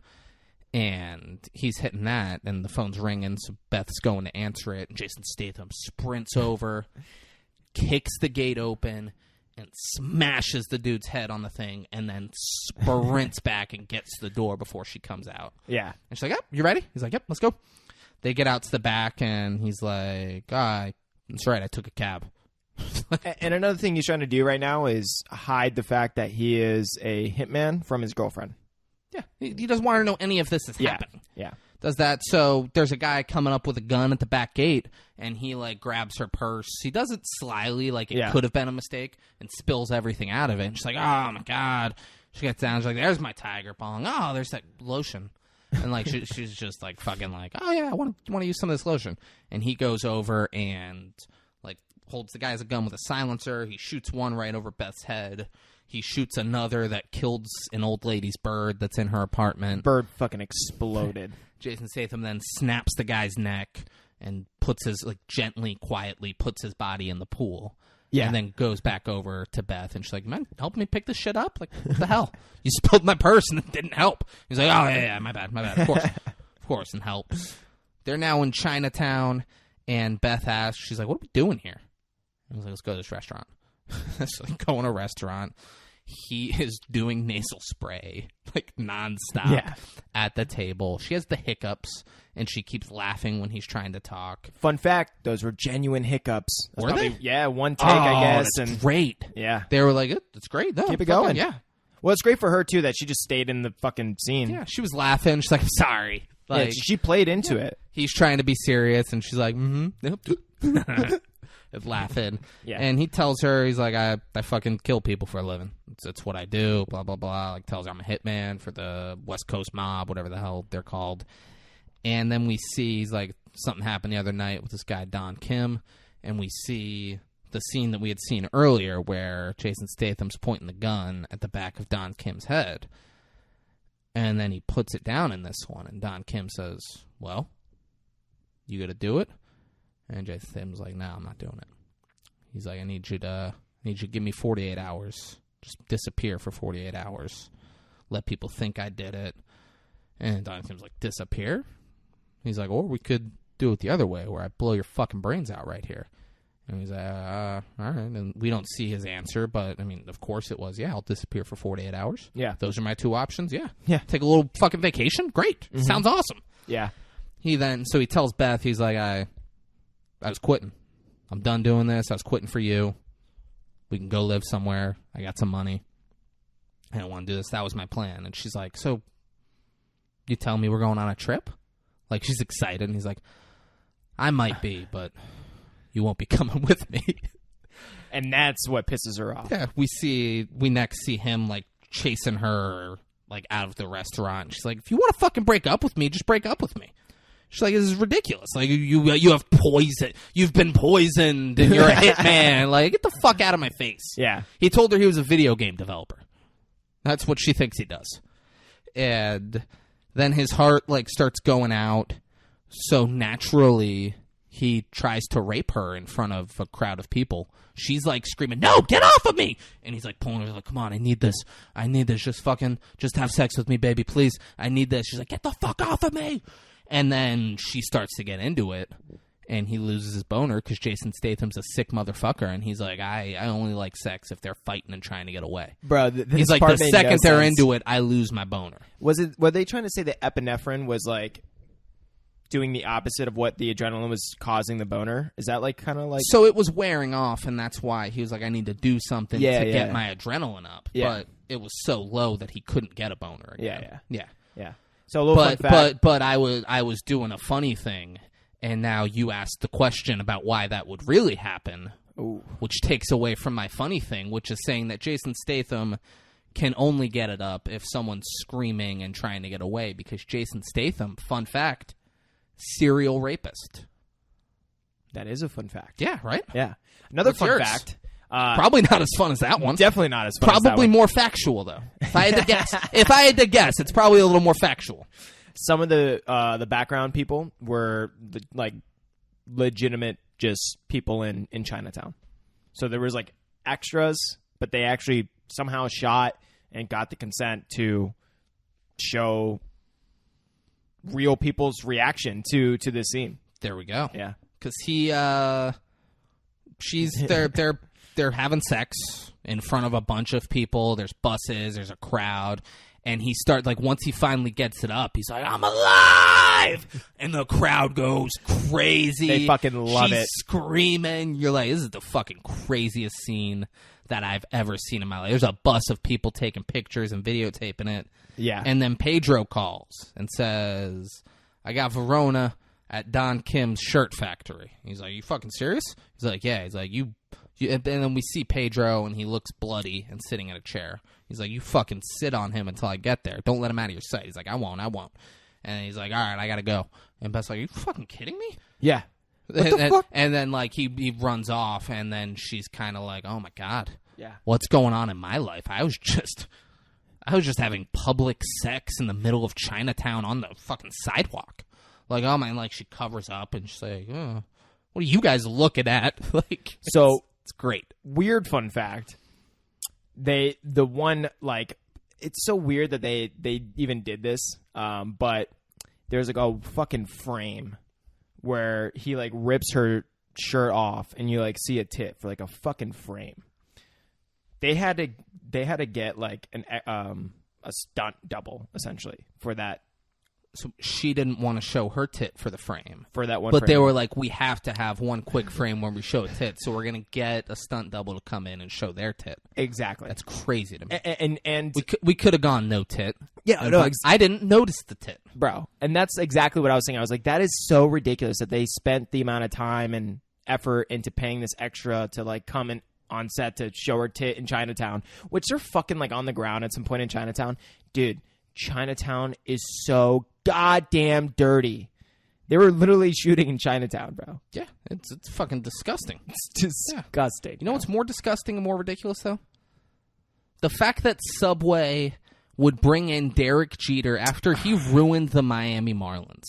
The Miami Marlins could have Christian Yelich right now. A National League MVP. The guy's hit for the cycle 3 times in his career since he left the Marlins.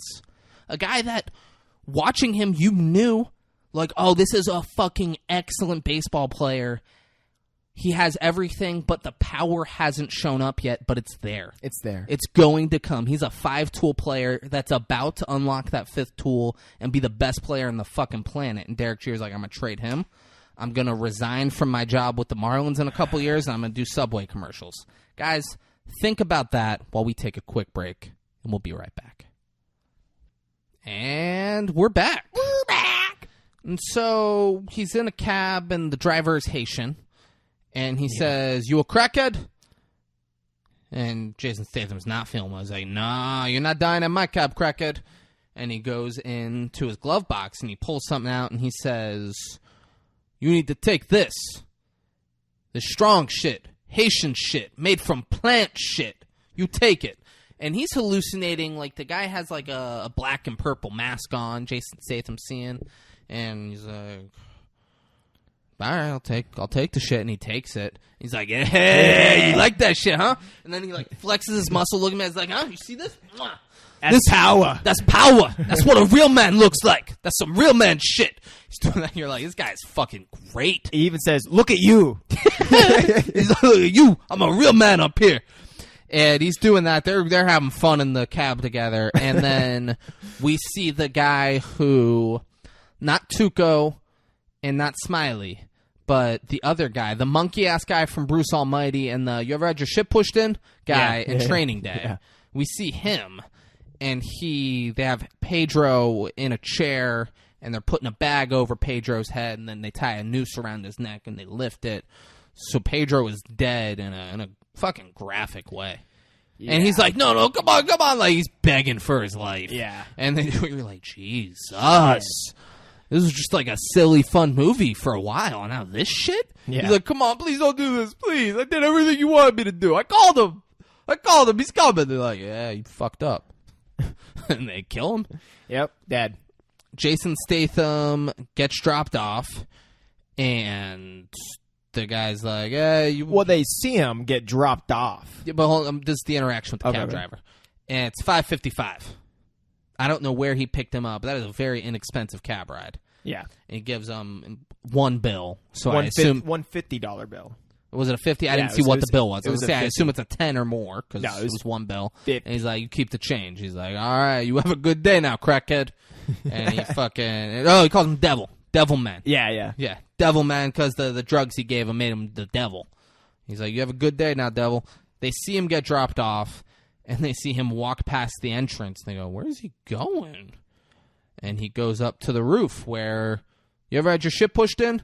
Is hanging out. And he goes over and puts a gun in his face. Bro, the lines, though, that this guy was saying, he was like, I'm doing my job. Yeah, no. I'm the guy on the roof. So he was up there. He's like talking to himself before Jason Statham got there. He got off the phone and then hung up. He's like, I'm up here doing my job. Yeah. Take care of my shit.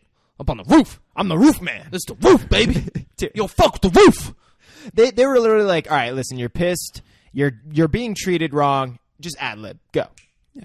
And he's like, where's Verona? Like, he has him all this shit. He's like, I don't know where fucking Verona is, blah, blah, blah. He's doing all this. Like, all right, ding, time's up. He goes, what you mean ding? What you mean ding? And then Jason Statham grabs him and throws him off the building. And the guy who's looking out the window turns right as he goes past. He goes, huh? Nothing. And then, like, he flies past the window and hits the ground and dies. Jason Statham then comes in and notices it's all Carlito's guys. That's who everything. Yeah. So, like, Carlito did this, killed Pedro. And there's, like, the one guy, I didn't recognize him for anything. He's, like, the head guy of that crew. And he's like, Carlito's pissed, man. You're out there, you're getting a whole bunch of attention. The news is saying that you're a known hitman for our organization. Like, you're making unauthorized hits. Like, you're fucking out of control. Like, at this point, it's better for everybody if you find just, like, a quiet, dark place and just go die. And he goes, just go die? Yeah. What do I got? Cunt written on my head? And when he does that, like on the screen, the word cunt appears on his forehead. Yeah, and it was like a Like, fun. what do I got? Cunt written on my head? And like they put cunt on his head in the movie, and then Yeah. it goes away. He's like, "Just go die, huh?" And then the elevator dings, and Beth is there coming out of the elevator. And the guy goes, "The fuck is this?" And he goes, "What the fuck?" And then he shoots this guy, and the bullet like goes through him and hits the guy behind him. And the guys who had guns pointed at him, I guess, just weren't ready for that. Well, they showed really quick that they turned around to look at Beth. The guys with the guns? Okay, Yeah. so they were a little distracted. He did that, and then he hides behind the one guy. And one of his bullets went through that guy and hit the other guy. But this guy shoots a shotgun, and it hits the guy that just had a bullet go completely through his body. And Jason Statham's fine. No, this is isn't this his buddy? He's holding the dead body. Yeah, the dead body that's on the chair that they just hung, right? Wasn't that? I thought that was him. Maybe, but if his bullet is all I'm saying, if his bullet went through that guy and killed the second guy, I was thinking similar, but then I was they're thinking, in the same scene, going to show shotgun not go through another person. I guess maybe because he was in a chair. It wasn't like a big steel chair. No, it was yeah. like a plastic chair that they Yeah. hung him in. Jason Statham, if you're going to show a bullet go through someone, don't then show this. Don't show him use a human shield. Jason Statham does that, and then he's just fucking shooting everybody, capping a bunch, and then gets in the elevator, but he gets shot in the leg as he gets in. Yeah. And then they shoot each other through the Yeah, freight that was- elevator yeah, here. yeah. This is where it happens, And not it- at the hospital. And it was a silly fucking shootout because it's like you're already down, and even the angle that they showed Jason Statham shooting up was like, dude, the bullet can't curve. Well, have you seen the movie Wanted? Yeah, you're right. Bullets can curve. They were curving him around. He fucking Angelie- curved around Angelina Jolie. She's so hot. It just went right by her, and then Anything is hit possible when you're that hot. there you go. Yeah. Do you think she's that hot? No. I was just, yeah. I was just, I don't. Back in the day, I do. Back when she was fucking what's his name? Bob. Hope. No, the actor, the guy that Bob played Hope was an actor. Oh. He was also a comedian. the Bad He Santa, acted. Billy Bob Thornton. Billy Bob Thornton. Yeah, I was a little jealous of Billy Bob at that time. I was sure, like I mean, 5. I mean, she's a good-looking woman, but I didn't like this whole. Oh, she's so hot. She's one of the hottest people in the world. Like, she was fine. She was fine. She just played like bad at like Tomb Raider and the girl Yeah. in Wanted. So people were like, "Oh man, she's hot and she does all that cool stuff." Yeah. Like that attitude, but that's writing. No. That's Yeah. the fucking character that they put in the movie and they cast her for it. Like, You're right. that doesn't make her hotter, but it did. Who's hotter, Angelina Jolie or Brad Pitt? Who wins Brad in that? Pitt. Okay, there we go. Yeah, Just wondering, like, who wins? absolutely, it's you Brad know, Pitt. Like they It's get Brad divorced. Pitt. Why continue that? It is Brad Pitt. It's Brad Pitt. There we go. Now we know. Brad Pitt. I would take bukkake from Brad Pitt. I would just let it happen. Anything. Yeah. That's what you tell him. Yeah, well, do what you want to me. A little Othello Mr. Pitt. action. Yeah. Yeah. And he rapes me, and later strangles me to death. Oh God. Hey, Moneybags, if you're listening, holla at your boys. Let us know what movie you want us to do. Yeah. So then it's a sweatshop that they get out in, and there's a guy yelling at the workers, and he looks at them, and he starts yelling at them, and Beth gets in his face and says, "Don't you fucking yell at him. My boyfriend kills people." And For then a living. And then they keep walking, and the dudes come in, and they're looking for him. And it's a sweatshop. They're making shirts. They have the big sewing machine things. Who is this? I don't know. Doesn't say the name. I think it's might be Dyro. Yeah. Well, we got a FaceTime from Dyro, but we are going to decline it, All right. as one would, because you guys come first. I mean, I kind of want to see what Dyro wanted. Oh. Yeah, I don't know if I've ever met Dyro, but you talk about him all the time. Oh, I love me some so Dyro. I kind of like that. Would have been fun. Yeah. You know, what better way to meet Dyro? He would have been Huh. very supportive, Maybe- charismatic, maybe and next time. enthusiastic. So the guy, Jason Statham, like flanks the guy, sneaks up on him, and he sticks his hand in the sewing machine, and it just keeps fucking like it's still running, and it's just destroying You the think guy's he would hand. try to and he's unplug it? screaming. Nope. Not him. No, Not him. not at all. And they escape out the fire escape, and they're shooting at each other at the fire escape. Jason Statham kills one of the guys. They keep running down. Another guy goes out and he's shooting at him from up there. He gets out on the street and he shoots the guy, kills him, and the guy, like, his body collapses and he says to Beth, he's like, all right, come on. And then he looks up and goes, no, wait! And the body falls, like, literally, like, right in between them. In like, there was enough room for only that body between the two of them. Yeah. And it just hits the ground and he goes, now come on. And she walks with him, and she says, oh, my God, I forgot to take my birth control today. And he's like, what? And I, like, panicked. Like, you got to take that shit. Are you kidding me? Like, and then spills her purse again, and they come out, and they're chasing him out. Yeah. He's like, oh, we got to go. She's like, no, my stuff! And he's like, get in the fucking car. We got to leave. Yeah. So they get in the car. They're driving away. The other guys they get in two cars, and they follow them. So we got a car chase on our hands. Ooh, car chase. Beth says, you weren't lying. He's like, no. Welcome to a day in my life. He goes, no, I mean, you were going to quit for me. He's like, yeah, of course. I love you, baby. And, like, they're talking back and forth. She's asking about the poison and how to stop it. And he's like, oh, nothing can stop it. The adrenaline slows it down. She's like, so back in Chinatown, that was just... And he's like, yeah, sorry, baby. And then she goes down and starts sucking his dick while he's driving. Yeah. But she's like, if that's going to... Roadhead might get you going. He's yeah. like, oh, it was nice. And the car comes up. He doesn't even look. He just shoots out her window and hits the car and crashes it. They're then driving for a while. She's sucking his dick. And then she stops. And he goes, oh, what are you doing? And she's like, yeah, so you can fall asleep again like you do every time? No. Like, you gotta be on edge. Keep that adrenaline pumped. There's one good part right before that, too, where she, like, goes to, like, bring her head up because they, like, shot out a window, like, what's going on? He's like, hey, get the fuck back down there. Yeah. Push her down. And, like, a bullet, like, they shoot. So, like, it seemed like hey, you're not done sucking my dick. But yeah, she would have gotten shot if he didn't do it. Yeah. This movie's great. It's great. This movie's great the way it does that kind yeah. of shit. So now he's angry that she stopped, and he's sexually frustrated, so he makes the other car crash. Oh, he gets so pissed off. And gets out and just fucking marches over the car and just opens fire on them, and then gets back in the car and drives off. And she's like, are those people... And he's like, oh, yeah, they're dead. Yeah. Are you kidding me? She's like, how do you... Like, how do you live with yourself when you do this kind of shit? And he's like, I just make it happen. They drive off. He then parks at a hardware store, and he didn't show that he got shot in the leg because his adrenaline was so high when he killed those people. But now walking into the hardware store, he's walking like someone who got shot in the leg. He's limping and like dragging it in there. And he tells her to wait, and she waits for a second and then goes in, and when she gets to where he is, he's just hammering nails into his leg. I didn't understand this part at all. Me neither. It says, I can't feel my leg, baby.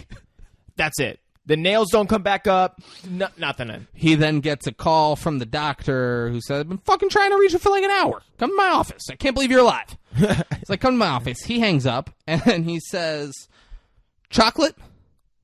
What's this fucking receipt from Gold Foods Market for $254? And she says my favorite line in this movie. She just looks at him. She's like chewing gum. She just looks at him and goes, snacks? And just keeps chewing. First of all, her name's Chocolate. And she's just casually, she's like, snacks? You know I like snacks. Chewing her gum. I fucking loved that part. This is a crazy movie. That was my favorite part in this fucking movie. Snacks. That's all it takes. That was so good. We're now at the doctor's office, and the doctor is shooting him full of fucking whatever the hell it is, epinephrine. And he's like, I also got meth in there. Why not? Yeah. And make it feel a little good. Yeah. Beth is watching TV with Chocolate. Chocolate's like, there's like a bed there, and Chocolate's laying like on her stomach with her hands in the front, with her feet up in the back, and watching it. Beth's sitting on the ground, and Beth just goes, I hate TV. And Chocolate just kind of looks at her and then looks back at the TV. Dude, it's great. Chocolate. When we inevitably do Crank 2 High Voltage, inevitably, I really hope Chocolate is a far more prominent player in that movie. Yeah. Because Chocolate deserves her own movie. Yeah. So Doc's explaining to him that, like, there's no fix. Like, what do you... Like, this is all temporary shit I'm doing for you. And Jason Statham's like, what do you mean you can't cure me? He's like, no, like, eventually you're going to go into a coma and you're probably going to die. Like, this is all temporary stuff. He's like, if you want, like, I got a bunch of shit here. Like, I can put you in a medically induced coma and you can just go out peacefully. He's like, no, that's not what I want. In a dream. In a dream. Yeah, in a dream. And he goes, no, that's not what I want. I want you to give me 1 hour, Doc. And he goes, all right. Okay. Yeah. And so he calls Verona. Verona is in a car. He's watching the news, and it's showing Jason Statham and Beth fucking Chinatown and just all the crazy stuff. They're in a fucking Hummer. And his boy is playing Pac-Man, like, on a PlayStation controller. And You know what I immediately thought when I saw this? How great it is that you can, like, I don't know. Like, this is someone who's rich and they're, like, drug dealers and they're portraying him as, like, oh, you have all this money, so we're able to play a video game in your car. How great is it you could just do that for, like, such a lower amount of money just on your phone now? I don't know. I just find it funny. What a time to be alive. Right? Yeah. Save you some money. So Jason Statham calls. He's talking a bunch of shit. They talk a ton of shit back and forth every time they interact with each other. Just shit talking. And he's like, I got that necklace. I want the antidote. I'll trade you. And he's like, all right, deal. And so they keep talking shit, but they say where they're going to meet and exchange the necklace for the antidote. Jason Statham says goodbye to Beth. He's like, I'm going to be back. I love you. I got to take care of this, and then we'll go away together. She's like, you promise? He's like, I promise. And he has like it's like an insulin pump, but it's got the shit. Epinephrine. It's got the epinephrine in it, and it's just pumping it into his system. He goes to this nice hotel. He gets on an elevator. It's just him and an old Chinese man. He says, hey, how you doing, man? And then turns and just takes a handful of pills. We don't know what the pills were. Yeah. But just a handful of them. And then he starts, like, hallucinating with this guy. He goes, did you fucking say something to me? And then he looks, and the guy's talking, and it's his mom, but it's coming out of the Chinese guy's face and saying how disappointed I am. And he's like, oh, right, Mom, yeah, because you were just such a great fucking role model. Like, he's arguing with her back and forth. It's fucking fantastic. And then the Chinese guy switches, and he's talking like Orlando, and Orlando's just, like, talking shit. He's like, man, you done fucked up this time, N-word. Like, all that, just that. You know, it's crazy. And then it's fucking him. It's Jason Statham. And it's actually Jason Statham's face, then it's the Chinese guy's face, and he's just like, you're gonna fucking die, like, this is how it ends. Yeah. All this stuff. He's like, oh yeah, I bet you'd really fucking like that, wouldn't you? Like, it's just such a great thing, and then he realizes the Chinese guy isn't fucking looking at him. Or we realize, he might not. Yeah. And, like, he says something else, and then the Chinese guy looks at him, and in Chinese says, did you fucking say something to me? Would be great if that guy was just, like, such a fucking badass or something. Great. The door opens, and there's the two guys there, and he's like, kill him. Yeah. Done. Because the door opens, and there's two guys there, and they're Verona's boys. They're waiting. They take his gun from him, and they walk him to where Verona is. They're on a roof, and there's these girls who... They're in, like, plastic balls. Like clear plastic balls, big ones, and not all of them are naked. Yeah, it was weird. Some are naked, some are wearing bikinis. Yeah. And they're just sitting... It must be hot. Just sitting there. I mean, the sun's right on you. It would suck. It would really, really suck being in that thing. Yeah. It's cramped, and you got the sun right on you. Yeah. No way you're laying down comfortably or anything. No. Not at all. Yeah. So, Carlito and Verona are sitting together. And we're like, oh, they're a fucking team. And, like, they're talking, blah, blah, blah.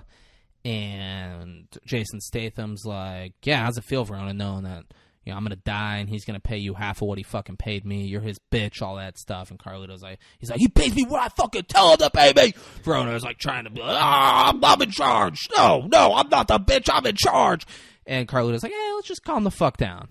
And like they see that he has a thing in his pocket, and like, hey, take that from him. Verona Yeah. says, and the guy pulls it, and it's the insulin pump. And Carlito goes, oh, it's fucking, you're very resourceful, Jason Statham. And they hand it to him. He goes, this an insulin pump? And he goes, uh-huh. And Verona goes, what's insulin? Just like that. Like, what's that? Hey, what is that? What is that? And he doesn't explain it to him. Yeah. And he goes, this epinephrine? He's like, yeah. He's like, you fucking smart man. He's got no guns, and they're like, you know, they explain they're together. They're going to work together. You killed Don Kim, and now they're going to fucking... Hong Kong's going to be mad. They're going to want blood, and look at that. We give them blood. You Yeah. acted on your own. We give them your dead body. He and I work together now. Blah, blah, blah. And then he pulls out a thing. He's like, I got some more of that Chinese shit. Carlito's saying this. Like, hold him down. And he goes, not so fast. And then he points up, just his, no gun, just finger gun. Finger gun. Points it at Carlito. And he's like, he kind of laughs. And Verona's like, look at this fucking crazy motherfucker. And then he points it at Verona. And Verona's like, whoa. Like, hey, I don't want any trouble here. You know? It's like what I imagine you in fucking high school was. Oh, yeah. You'd be the Raptor, or you'd be like, yeah, don't you fucking move. And everyone, yeah. Oh, dude. Just like Hey. that. Just like that. Does that, and then he points at another guy and pulls the trigger. And when he does it, the guy gets a bullet in his forehead, and it comes out the back, and he falls down. And Verona starts saying the Our Father immediately. He's like, oh my God, this guy's a fucking demon. Our Father who art in heaven. And Carlito's like, shut the fuck up. And then we look over Jason Statham's shoulder, and it's Don Kim and the boys. He's like, you Don Kim and the motherfuckers tried boys. to kill me? You tried to kill Don Kim? East Coast ain't got no love for Dr. Dre and Snoop Doggy Dogg? So they have a fucking big gunfight. Yep. The girls and the balls are freaking out because they're like, we're fucking sitting ducks up here. There's nothing we can do. This isn't bulletproof. This is crazy. The SWAT shows up. The news is out front, and they're like, our helicopter's going to be bringing you whatever's going on up there live and uncensored.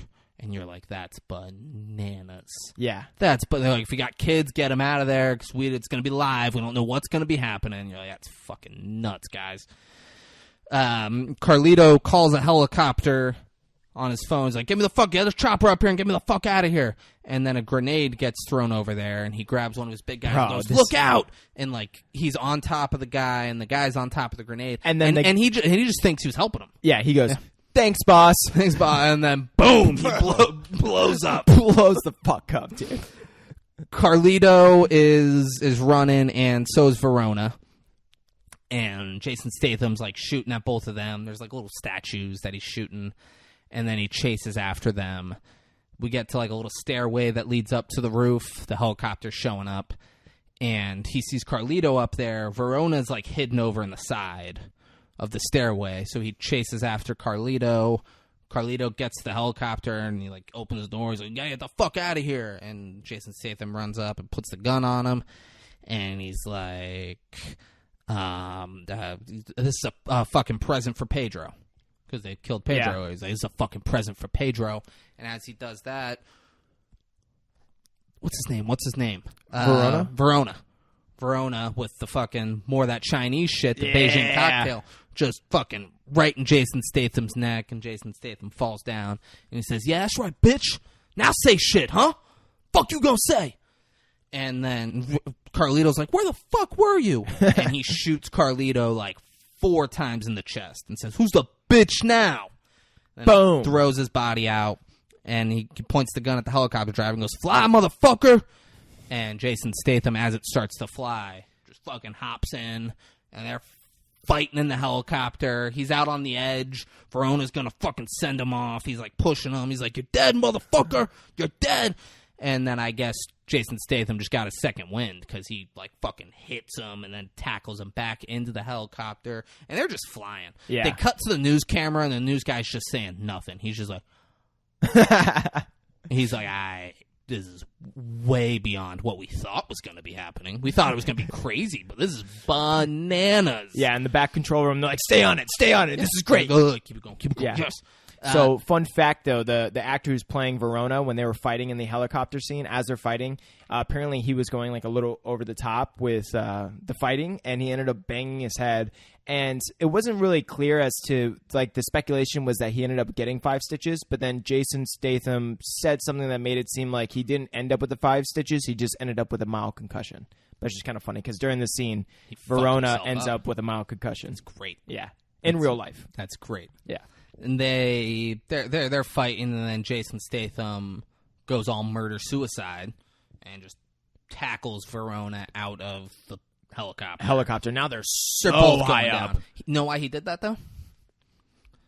Because an Anthony Jeselnik special. Ooh. Anthony Jeselnik said that murder-suicide is hands down the best suicide. Yeah.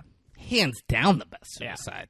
Murdering someone while you're committing suicide? Hands down the best. Got to be the best. They're fighting, and like they're fighting in the air, and Jason Statham like I don't know, breaks his whatever trachea or and, something. Just fucking like crushed it with his hand, and now he's dead. And he like flattens himself out to fall backwards, so he doesn't like pushes him down, and Verona's going down quicker because he's straight. Yeah. And he's just falling down. Oh, he said, "I told you I'd kill you, little bitch." And then he takes out his phone and calls Beth. But of course she doesn't answer. Yeah. Says, hey, doll, I'll let you down again.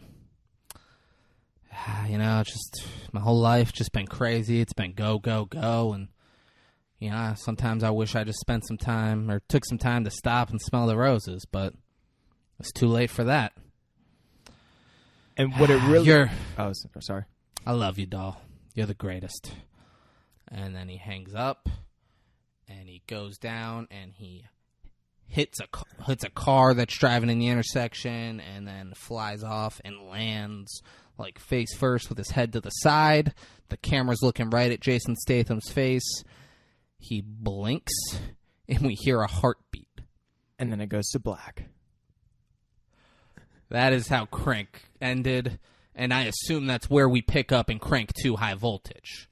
He's fucking alive, because why not? The helicopter fall way too long, but they had a lot they had to fit into it. Whatever. And let me tell you for sure, the voicemail is going to sound like this. Yeah, it's like you're not going to hear a fucking thing. Yeah. But yeah, they pick up in Voltage 2. Have you seen Crank 2 High Voltage? Just the beginning. I don't even remember. I just had to go rewatch the fucking beginning. I remember seeing the beginning. What happens? Where do they pick up? Where do they pick up? They pick up right there. They literally bring scoopers, like snow shovels, to scoop his body off the fucking ground. I swear to God. Put him in the back of a truck, bring him to some like random place, and they start operating on him like the gang, the Hispanic gang or the Asian gang. So it's not. I think it's Kim Dong or Kim. What the fuck's his name? Don King, right? Kim Dong? Was that offensive? Kim Dong? Kim Dong? I don't know. Don King? Don, like boss. Yeah, Don King, right? Kim. Don Kim. Don King is the guy who... Yeah. The reason Mike Tyson isn't worth, like, fucking billions of dollars. Yeah. He'd put on all the fights. I knew that was a real fight person. promoter. I didn't know if that was like the guy's Don Kim. I'm pretty sure it's his people that are operating on him. Fucking scoop him up and save his life. But they make, and I'm pretty positive they do a heart transplant. But bro, if you think from that the fucking only thing you need to fix is his heart, I mean, apparently, dude, his whole back, brain, skull, bone, every bone in his body's broken. I mean, you're not a doctor, man. You know, you're not. Who the fuck are you? Yeah, you're right. Who the fuck are you? Yeah. All right, Don Kim saved that man's life. Don Kim's making magic happen. He is. You know who else makes magic happen? Eddie Murphy? Eddie Murphy and the Nutty Professor, dude. Yes. It is fucking magical. Guys, if you haven't seen the Nutty Professor, stop what you're doing right now. Go give it a watch. Please. Greatest movie of all time. It is fucking magic. Yeah. It's nutty. It is nutty. It is magic. You know what else is magic? Huh. The movie where they make dinosaurs come to life. Oh, my God. The 5th installment of one of those movies. Guys, next week we're doing Jurassic World Fallen Kingdom. It's the second Jurassic World. It's in preparation of Jurassic World Dominion coming out. June 10th. I mean, I'm stoked to watch it. I can't wait. I realize now that I have something that I need to. Well, I got something to say while you're looking for I that. have to be prepared. Yeah. I had a joke. I don't ever think out jokes, but this one is just too good to pass by. When they're making love Who? in Chinatown, Jason Statham and Amy Beth. I wanted to say, this is the part where I cranked one out. Get it? Because the movie's called Crank, and they're having sex, so I'm masturbating, and I'm cranking it.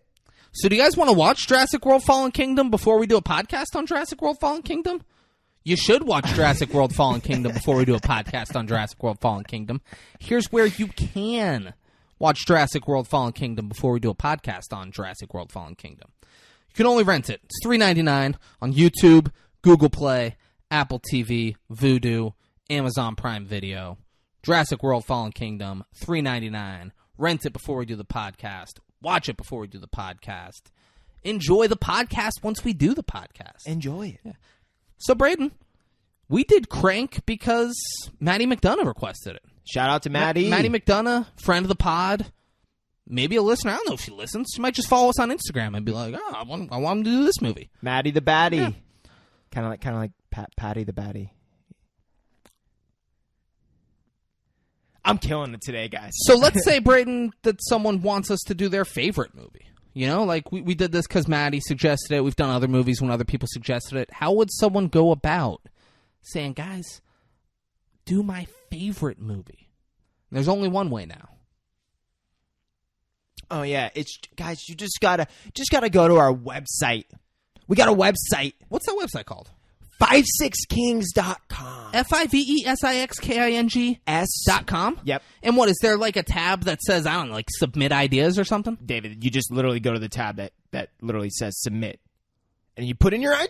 And you put in the movie that you want the 5 6 Kings to break down? That's right, David. And they'll get a notification. They'll be like, oh, this person on the website submitted this movie idea. Maybe we'll do it? Yep. I mean, God, like, that sounds like a no-brainer. Why wouldn't you go do it? And while you're there, check out the site. Check out the site. Check out our other episodes. You want to buy some merch? We got some fucking merch. Oh, we got that. Go to the merch section. Buy the 5 6 King t-shirt. I mean, like, why wouldn't you? Why wouldn't Honestly, you? You want to read bios about the 5 6 Kings? Hear how we started? Hear a little more about David Breen? Hear a little more about Braden Bullard? You can.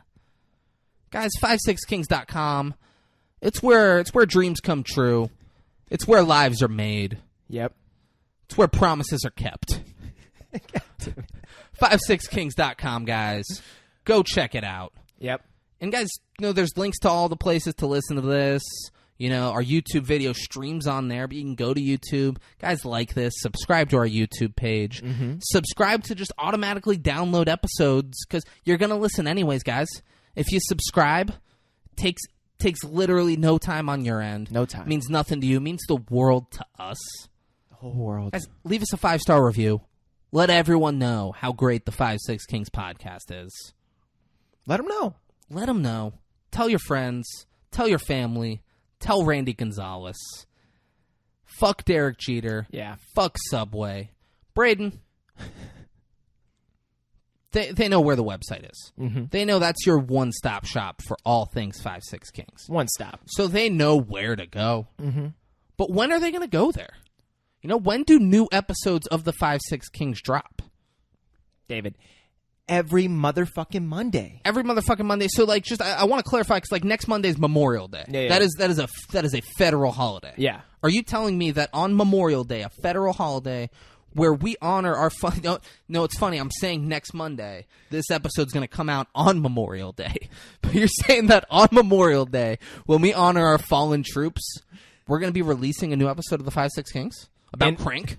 I mean, kind of like in honor, but yeah. Every motherfucking Monday, David. Every motherfucking Monday, guys. Yep. You heard it here. Braden wasn't as intense this week as he's been the last few weeks, but I still believe him. I still believe that every motherfucking Monday there's going to be an episode of the 5 6 Kings. Last time I was trying to put intense. This week I'm trying to put sincere. You know, I want you to say You're like, genuine. yeah. You're like, you it's know? going to happen. Yeah. Like Every maybe last motherfucking week, Monday, it will happen. maybe last week they thought, hey, maybe he's joking. That's really intense. This week I'm like, you know what? Let me scale it back so they know that There I'm we being go. sincere. No, that makes sense. That makes sense to me. And I hope you guys know it's the truth. Guys, it's the truth. Braden doesn't lie. I wouldn't. Promises are kept on the 5-6 Kings. I'm not good at lying. I've tried. But guys, thank you for watching. Thank you for listening. We'll see you all next week. I love you all very much. Very much. Peace out. Bitch, I'm from Palm Beach County. That's why